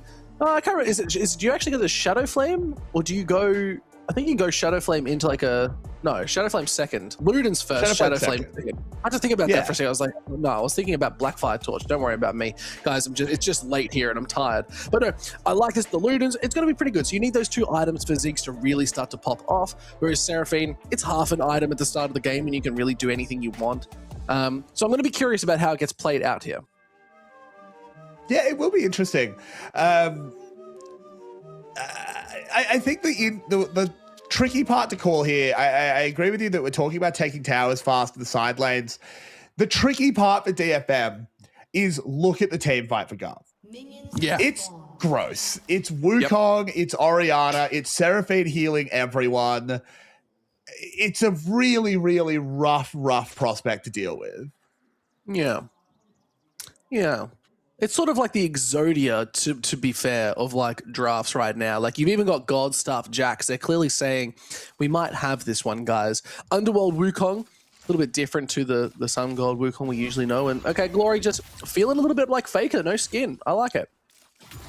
Just show it off a little bit as throwing down the gauntlet a little bit, perhaps, as Silas, a champion, obviously Faker's put on some huge performances in the past, but he's not here, unfortunately. No. We've got something better, right? We've got LCP mid lane. Yes, we do. We do have something better. Why have Faker when you can have Glory? Exactly. I'll be honest, that sentence hurt a little bit. But you know what? We're here for the LCP. That's why we're watching as a good hook does go wide. And he's going to land onto Woody, but still, it's just a bit of a trade here, there, and everywhere. And again, I feel like it's going to be another slow start. Yeah, look, I think this one will really be a slow start. The supports are not as empowered to roam. Kaku does take a fair bit of damage there. It's not Camille this time. It won't be going absolutely everywhere as it just continues to be the biffo at the bot lane. I would generally expect both of these junglers to do a full clear, reset, and then maybe we look for some action. But hang on. Kaki just disagrees. Flashes and heals going forward. Flashes trade. So was the heal. Actually, no, sorry. Just Artemis flash for that one, but the heal was used, so Woody able to get out of dodge. But still, the aggressive now coming out of this bot side from GAM. I like it. Yeah, I'm a big fan. Absolutely. Just bullying them back. And this also, keeps Woody in lane. He can't go anywhere. He wouldn't probably be going anywhere yet anyway, to be fair. But, oh, God, Fisher taking some very bad trades. You need to be careful there, my friend. One good cue. Oh, okay. All right. Okay, let's hold on to your butts, guys. It's going to get spicy in this one. That was pretty good. Pretty solid. Yeah, not bad at all. But now Fisher will TP back in.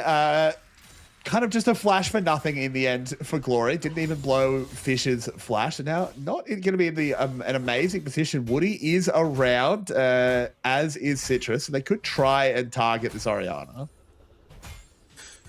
Yeah, with flashes down especially, early is not great. We'll have to see if they're going to be able to make moves on, but Momo as well doing an okay job sort of holding on. Woody getting some good control wards out nice and deep. You've got to track this monkey as much as you can. Jungles are notorious for where they live. Swinging tree to tree to tree to tree. It's a slow game, guys. You've got to give us a break, all right? We're trying to fill it as best we can, but still. Now we're going to see where they're going to be looking to go a little bit more. Is Kiai doing a good job just trying to look at these towers, chunk it out as Momo's quite low. It has just been the Kiai show so far tonight in the control state. It's already roughly about 10 CS up. So Kiai just really wanting to show Momo this is what top tier top laners actually can do. Now we're going to have to see if Momo's up to the task. That we will. It's not easy for sure, particularly when Kiaya got that counter pick. Ooh, Drakthar. We'll see Woody now. They know exactly who's around. DFM have the numbers. Yeah, no level 6s just yet. Still a very early game, but this is DFM moving in force, which we like to see. Yeah, they bring absolutely everyone there just to secure that Raptor camp. It does well, though.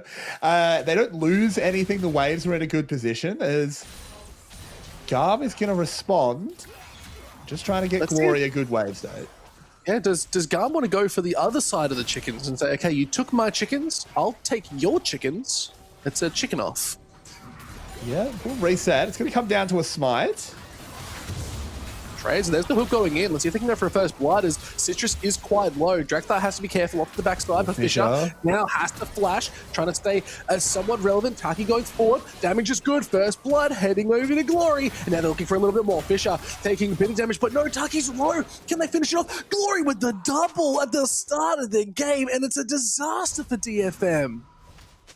Yeah, it's all gone wrong. Unfortunately, they just get caught out. Taki had massive shields. I thought he was done for when he took that tower shot, but he just is able to hold on. Let's have a look at this one.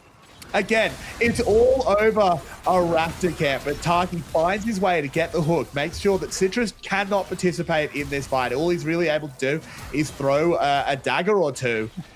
Woody actually lands a fantastic stun of his own, but it was just too little too late. And then look at the shields coming in. The E from Glory, the W from Taki, keeping him safe. Yeah, and it's just going to accelerate this Orianna to an absolutely huge amount. But you cannot deny the damage from this Silas was still so big. Fisher was still very relevant in that team fight. It just wasn't the extended team fight that they were able to get it done. Yeah, I mean, it just means that it is that 1.7k gold lead now. DFM haven't fully invaded the bot side, but GAM sniffing this. Taki not worried too much as they have to back off. DFM leaving the jungle as vision control does start to come back. First dragon is up on the board as well here, Carrix. It is a mountain.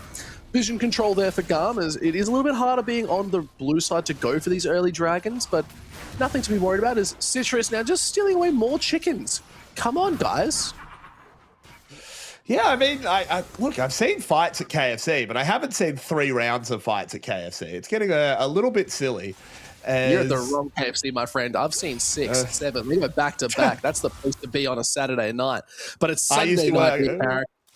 Well, I used to work night shift at McDonald's. Trust me, I've seen it all. But anyway. Yeah, no. Sorry, that got me good. Yeah, no, I haven't ever worked the fast food, so I wouldn't know how McDonald's goes on a late night. But still, now see a little bit of a proxy coming out. Gaia just trying to get a little bit more control, vision going down, just trying to keep them relevant. I feel like that ward was meant to go over the wall, but that's okay. Not the end of the world. Chickens being fought over once again. Welcome to the KFC Thunderdome. But it was secured. DFM, 3 chickens out of 4. Not too bad at the end of the day. Vision going forward is red buff now going to be looking to be contested as GAM's still up. They have the 1.8k gold lead, and I think that it's going to take this red away. Yeah, I mean, it just seemed to be an invade traded for an invade. It's Taki. Hex flashes over the wall, finds something he's not happy about, but is able to just throw a hook to safety. Yeah, no, when you find those dogs, it's never good. But still, now we're seeing a little bit of control. DFM, again, I like this. They're moving as a unit, and they're trying to play proactively. Woody now just trying to get this good vision out. Drakthar has to be very careful. Hops over and is now going to start up the Void Grubs. I think it's a nice little proactive play. Yeah, they're just able to just find where everyone is, just go in, make sure they get the grubs. The suit is going to get caught out as the hook is nice. See if they can get any more damage off the back of it as Woody has to be very careful. Fisher picks up the depth charge. It's going to land, but the encore doesn't land. It's not enough. Glory picking up their 3rd kill of the game, and now they want to go for more. Taki gets the stun, gets the hook, gets the damage, and Woody is so low. There's nothing that really DFM can do in the counterpunch, and it should be all 3 grubs going to GAM. Yeah, look, that was one of the team fights of all time. That was a little bit of a back and forth clown fiesta, but it does result, as you said, in GAM getting all of the grubs. Let's have a look at this one. As it starts out with Taki actually having a lot of restraint. Does land a really nice hook. Woody unfortunately missing the stun. The shockwave goes completely wide. The abduct goes completely wide. The encore goes completely wide. And GAM do still manage to come out. It's hard to win some Wukong ult. But oh well. It works out in the end. DFM lose 1. GAM get the objective. Sometimes it's not about the abilities that hit. It's about the abilities that don't hit and how impactful that was. Now, fun fact for all you viewers out there, none of it was impactful because only 1 kill went down. So all of it really meant nothing, and it just gave us more timers for a delayed fight. As the first dragon has gone over to DFM, they were able to snag that one off the back of that last fight. Yeah, I mean, not bad at all. As the collapse onto Artemis. It's the players, they're looking for a little bit more as the slows are good. Knock-up is even better, but just too much damage. Artemis able to hold on, but Woody is going to pick it up. Double flashes is going to be just enough. There's Woody on the wrong side of the wall. You got Glory and Taki looking very aggressive. They want to just be able to get there, but the execute is very possible, and it is going to go down. Woody played that really... Stop throwing these emotes up, guys. Come on, give me a break. But really nice play there out of Woody to just get the execute. Yeah, pretty well done there in the end, honestly. Not giving anything away. As Momo does manage to clean things up, but look at that gold lead in the top side, and that's basically completely solo. Yeah, it's not great. Tell me now, here's a quick question for you, Carrick. Why does Jax counter Zehen? What is the dealio there? Well, Zehen, a lot of people will have to have a look at if they can counter the Jax right back. You can't counter-strike the counter, but still can be able to get out of dodge as they walk away. Now, tell me a tale. Well, Zehen does a lot of damage through enhanced auto attacks. He likes playing long, drawn-out fights where he uses his Q to empower his auto. You can counter-strike those. You can make them miss. Chunks out a lot of damage, and also, you like playing long, drawn-out fights? You know who likes playing long, drawn-out fights? It's Jax. He can just sort of... And he's very non-committal as well. Zehen likes to build up his passive. Oh, hang on. Looking for something. Taki could be caught out. Great encore hits onto 3 members. There's the 6 Mega Inferno bomb. Is it going to be enough as Taki my is word, low? he's going to live. No way, Artemis Fisher. He's getting caught out. It's a double kill for Drekthar. They're looking strong. Artemis picks up their first kill as well. And what a counter punch. It was DFM with the initial fight, but GAM are just too good. And Momo's not even going to do anything. He's 2 levels down. This is just complete bullying in the top lane. Cut the tape. Like, this is horrible. Yeah. It's not great, and just missing out on all these minions too. Every time Kiaya moves up in between the tier 1 and tier 2, everything just goes awry again. Let's watch this replay, because Taki, for all intents and purposes, should have been dead. Yeah, 100% he should be. He should be 100% dead. He's in the middle of 3, but it's a Seraphine encore onto all of them, into a Nautilus ult that hits all of them. He just walks out of it, just cool as a cucumber. I mean, it couldn't have got much worse. No, it really couldn't have. And look at the damage shots there as well. Just not enough coming out of DFM. TP's now coming out as it looks like Drekthard's on the wrong side. He's able to jump over the wall. Citrus looking to follow up. Taki is here. See if the monkey is going to survive a little bit too much damage. The shutdown is good. Re-engage. This is what the Neferi is so good at doing. And a double kill picked up for Citrus. That is no lemon to be squeezing in your eye. Yeah, don't do that, for sure, as Glory does eat a stun, but he's okay. It's a good fight back there by DFM. They did lose their tower, but they will be okay. We'll have to see as it does start to slow down once again. 3k gold lead for GAM here as it is entering into the 13.5 minutes. So we'll have to see as there's a dragon up in 1 minute. There is going to be a Rift Herald 2, 1 minute 20. So it could be a flip of the script as to whether which side would like to go for which objective. Taki here just doing a good job channeling up Hex Flash. Ooh, misses the hook though. Woody was waiting in the wings. Ooh, but will DFM be able to find anything more? It was a misstep that let Citrus fight back, get that too. But at some point, it's going to come to a head that there is a complete raid boss topside. Kiaya is 2,000 gold ahead in the individual matchup. He has a Triforce. He has full boots. Who stops Jax? Well, lore-wise, no one. I don't think anyone can fight Jax in lore form, so I'm not actually sure. I think Kiaya is just going to keep running away with this. It's a very similar repeat of game number 1. Just a different champion. So we'll have to see if they're going to be able to go shut him down. But the level lead has started to creep back though. So Momo's only 1 level down. Kiaya probably soon to level up once again. But I'm excited to see his dragon has spawned now. We'll have to see where these teams want to get their priority. Is still 1 dragon onto DFM so far. We'll have to see if it is going to be GAM looking to flip that around and take 1 for themselves.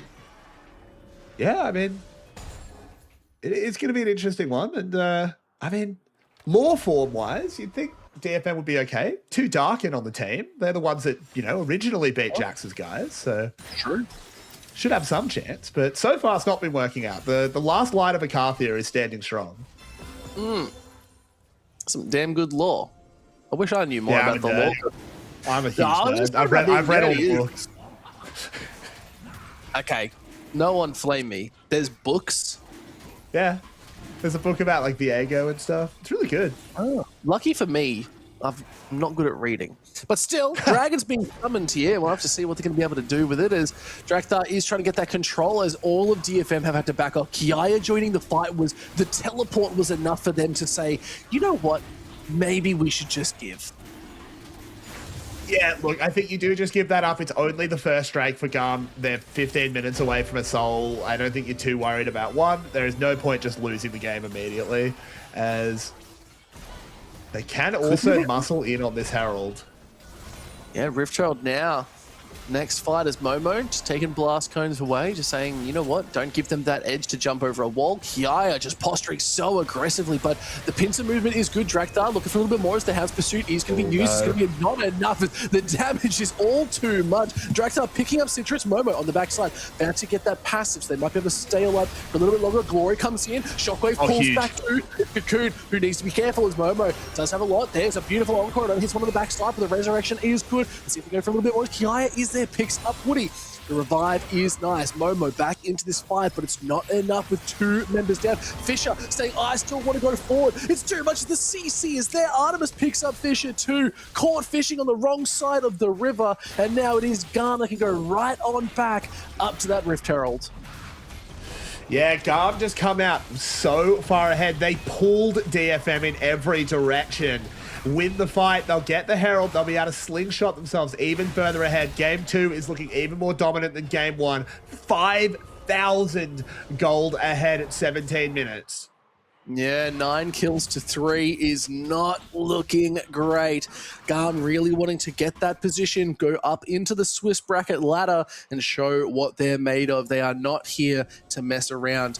And you know what? Big props. It's Glory looking really, really good. 3-0-5 right now. But let's watch this replay, character. Break it up for me. Well, they do really well. The one good thing about Neferi is she can invuln a lot of ults, but you can't invuln Wukong ult because it just lasts too long. So they're just able to blow Citrus up. Glory goes for an insanely aggressive play, just walks through Momo to ensure that Kakun takes the damage. Kakun basically doesn't participate in this fight now. He just can't. And with DFM split, Momo on the front line, he buys a little bit of space with the res passive. And I mean, Taki as well, just landing that hook so that Fisher can't follow up. I mean, even if Fisher had been able to follow up, it would have at best been Taki going down, Fisher still dying, which would have been something, but not enough. Everything goes GAM's way, everything breaks their way. And now they've got the Herald in the back pocket, and they should add another 500-600 gold minimum to their lead. 5k and Kiaya free hitting these towers because Momo has to deal with the minions first is spelling slight disaster. It's still levels have equaled out in this top side, but a 2.6k gold lead over to this Jax, plus a 2.1k gold lead for Glory on this Orianna. We talked about where this Silas was really going to fit into this game and how we want to see it being a bit more impactful in these fights where it can be flexed into every single role. Raw Shockwave just misses with the Protobell in the back, but the Rift Herald takes the tier 1. Maybe they could take it for a ride. Is up, Smite cancels it out, kills it off. Not too bad. So Fisher will be able to get something back. The bot lane tower should fall. GAM won't get there in time. Woody as well just shadowing to make sure they can't immediately engage, but GAM want to do it anyway. They're looking for something. The TP is good. As there is nice little stun. Magnet's going good, but it's going to be enough. As a lot of damage comes down. A good shutdown is there. Citrus now going a little bit too far as Artemis has to flash over the wall, trying to stay safe. But the rest of the team is coming in for a little bit of a fight. Counter-Strike is good, but is the damage going to be enough? Kiaya is just really not taking anything right now. And they're trying to hold them back. Kiaya's still alive, holding this fight for so long, and is able to Counter-Strike, leap away. What just happened? He was immortal. He does not die, just fighting forever. That said, though, it was a good play by DFM. They recognized what GAM was doing. They saw that GAM was making a really aggressive play. And just when you're getting pincered, the best thing you can do is just attack one of the pincers as hard as you can. They got the kill on Glory. They burned the flash from Artemis. Pretty good there by DFM. We'll have a look at how it played out. Because it's actually, it's a good start by the Rel of Woody. And then the follow-up is just kind of perfect. There's no real counterplay possible for Glory. Citrus can't quite get this kill because Artemis plays it too well, and then obviously Kiaya is just a raid boss. But it really is the first 5 seconds of this play that really mattered. Yeah, you can just see even here, just getting hit with all the CC, all the damage, the counter-strike, and they said, oh, we don't want to get hit with that, just freed up the space to get that leap out and stay alive a little bit longer. But still, even after all that, picking up Glory, they still have the 1.7k gold lead. Items are starting to really come online now, as it is the Blackfire Torch and the Proto Belt fixed up for Glory, so that extra bit of mobility plus the burn damage is going to be so nice. As the next dragon, ooh, almost stolen away, but Drakthar clean on the smite trigger. Yeah, that's what you want to see. That's what you want to see. As Tana does come in, the coach comm has been used, the second one of the match. As maybe the coach doesn't want to distract Fisher too much. Shockwave, good dodge away by Fisher. Yeah, gotta be careful. Glory does have a lot of damage right now. It's still a 2-item lead right now for Glory over Fisher, who's only completed that one. Trying to get a little bit more, but Baron is up and very alive right now, Carrick. So that is a concern for either of these teams, because the second we see Kiaya moving, you could look to take it if you're GAM, because they can just rotate up. TP is available. Just a bit, secondary TP. No, it's not. Don't worry about me. But the moves are there. Kiaya grows and grows his lead. He takes another tower. He's now basically 3,000 gold up in his individual matchup. I don't even know if you need to do Baron. If they take Baron, he might be taking towers so fast that it like integer overflows and he starts healing. I love that when that happens though. That's one of my favorite things. You play like a Yone or something that has like extra healing with like a Bork, and you just heal off the Baron. You're like, this feels like magic, man. It's just everything we want. But now again, just the rotations coming out. GAM just trying to get that good control. Taki doing a good job just being that sort of pressure, exerting, being a nuisance as that tanky Nautilus. Always nice to see. Straight on in, Cyclone is good. Cocoon is caught out. Second Cyclone is going to get activated. Not enough damage, but it's going to be picked up. Drakthar picks up the Ziggs. That Citrus has to bail, and they're just jumping over walls. They have to escape, and maybe this means we could see a Baron on the cards as it is being pinged. They're also spotting out Fisher in this jungle. It doesn't look like they're going to make the immediate move to it, as Citrus decides his blue is not worth his life. Drakthar will get that one nicely. Artemis just trying to pick it up. There he goes. Finally got it. DFM do get a moment here to re-establish some vision, but let's have a look at how this mid lane play went down. There's not a lot to talk about. It's, hey, Drakthar, I do a lot of damage. Uses the clones to follow Karkun, who, I mean, honestly, Karkun plays that about as well as he can. Unfortunately, is just a little bit too far behind.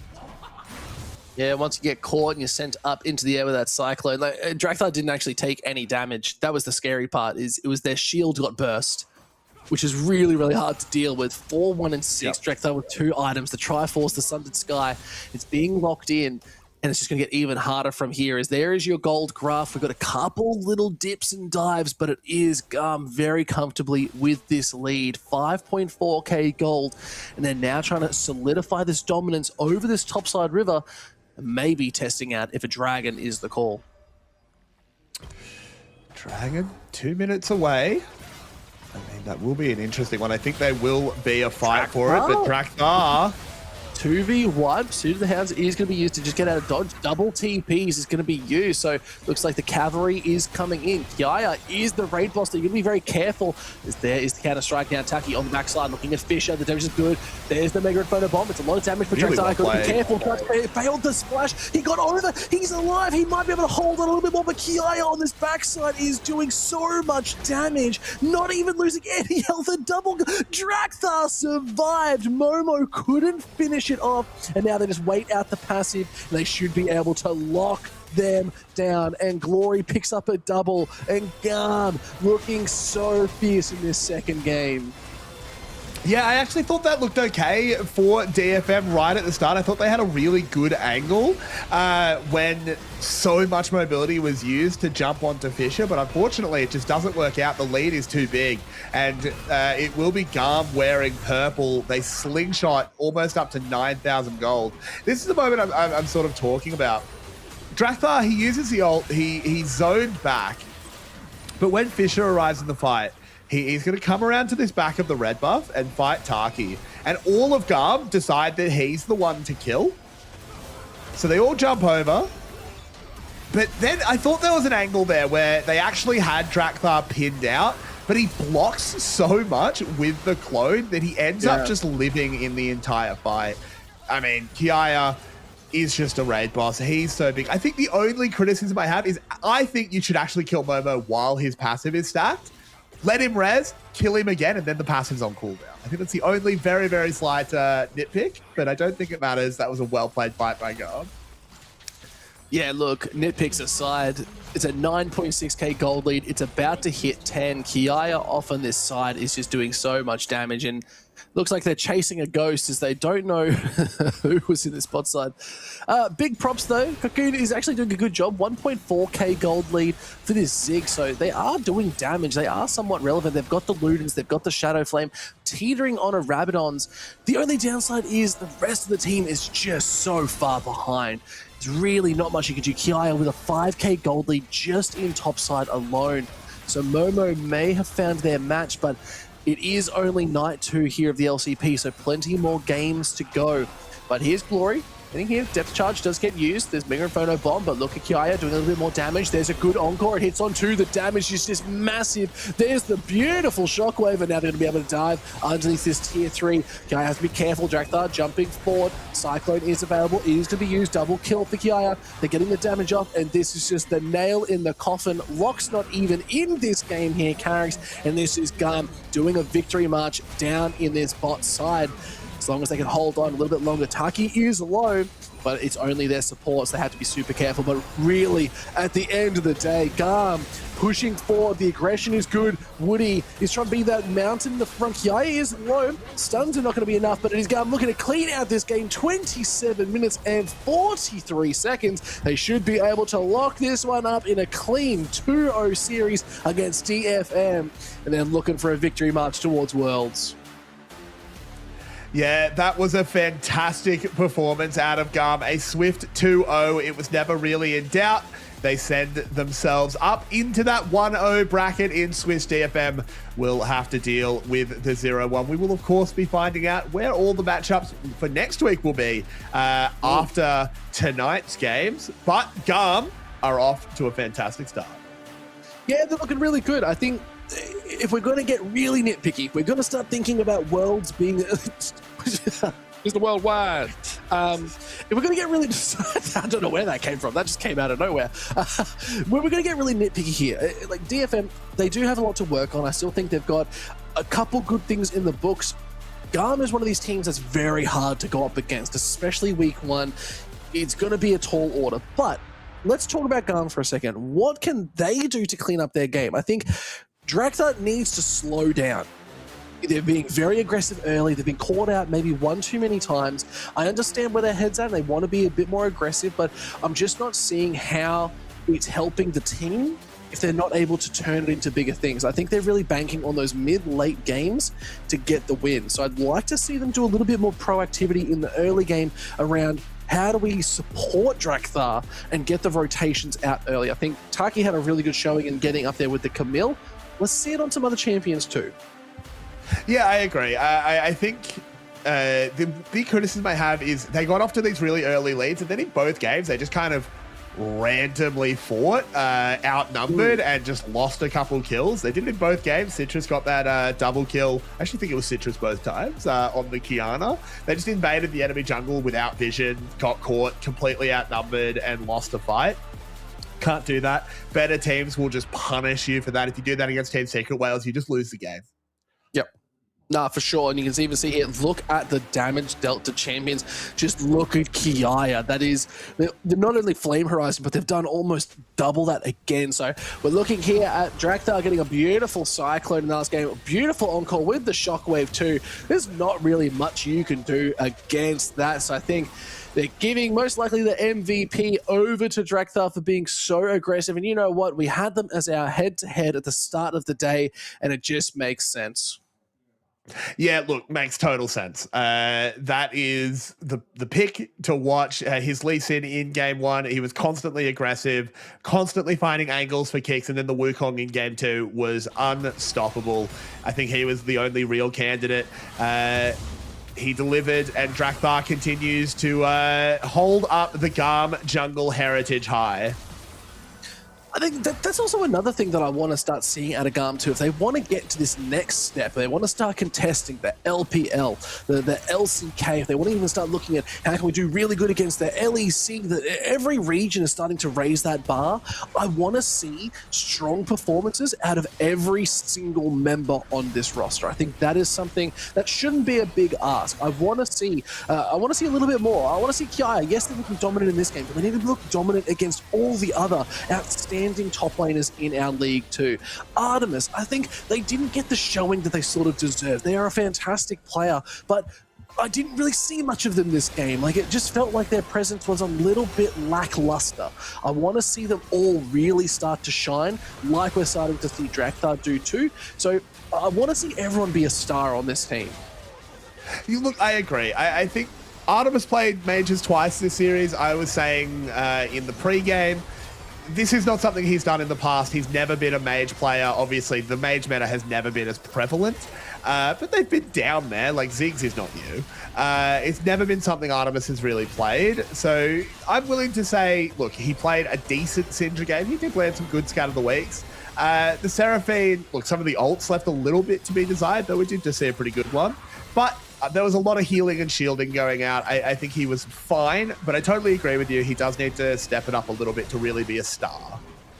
Yeah, and I want to just clarify for the audience out there, we're not trying to be overly critical. I think what I'm trying to position is, if we're going to start being a force heading into these big international events, we need to start seeing our gameplay really start to level up. And I'd love to see DFM just start to raise their own bar about how well they play in these team fights. I feel like there's a little bit of miscommunication on who were the targets, what were they trying to do. This looked so good. It really was just a bit of a gold diff by the end. So maybe there's a couple other things they can look to do moving forward. But at the end of the day, DFM had some signs of life. And you know what? I can really appreciate that. We now to start to see how do they start to win these games and take the series a little bit further. Is now we're seeing Artemis landing a really good encore. This was the final sort of fight that we saw. And yeah, it's these late game fights that Artemis is like, guys, I got you. We can just kick this off. And then, yeah, here's Drakthar. Okay, let's just finish this up nice and clean, guys. Double kill for Kiaya. It just makes sense. So I have to see. Let's get ready for our second series of the night here, though, Carricks, because CFO, a team much loved internationally and above. We've got Rest, Shadow, Power, Doggo, and Kino. Oh, this team, I think we've got high hopes for them.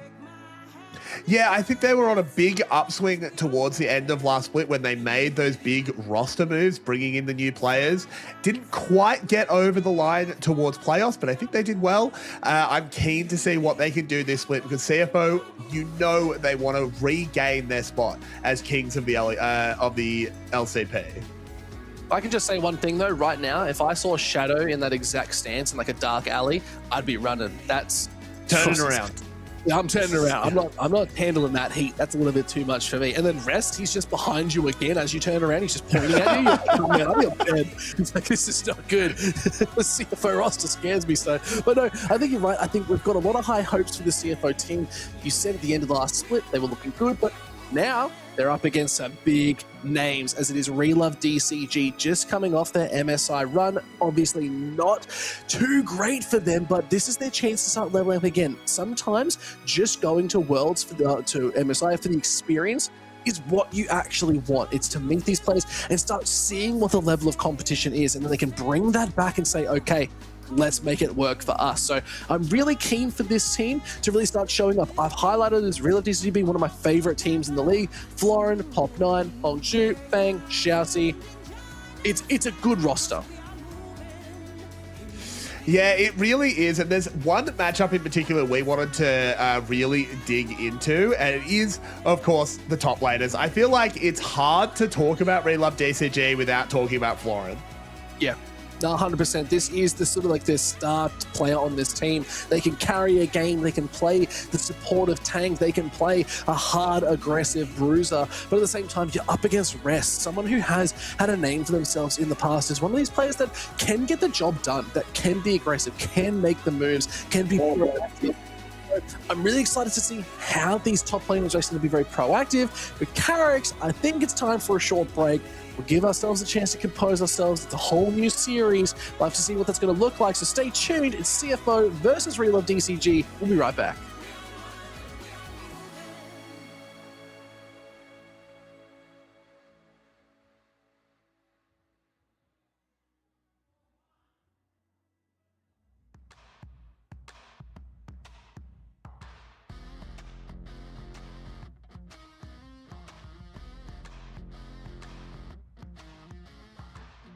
Count up the blood and sweat and tears I sacrificed for this. Cause all of the years I nearly almost lost my life for this. I'm better with pressure, the weight on my chest ain't nothing to stress. A test of the best, I'm counting my blessings while giving them hell. Let's wait to see just who prevails. I gotta go get mine. I think it's about that time. I think it's about that time. I gotta go get mine. I think it's about that time. I think it's about that time. Locked in, turn me up. Only thing we're focused on now is bringing us home the dub. I'm locked in, turn me up. Only thing we're focused on now is bringing us home the dub.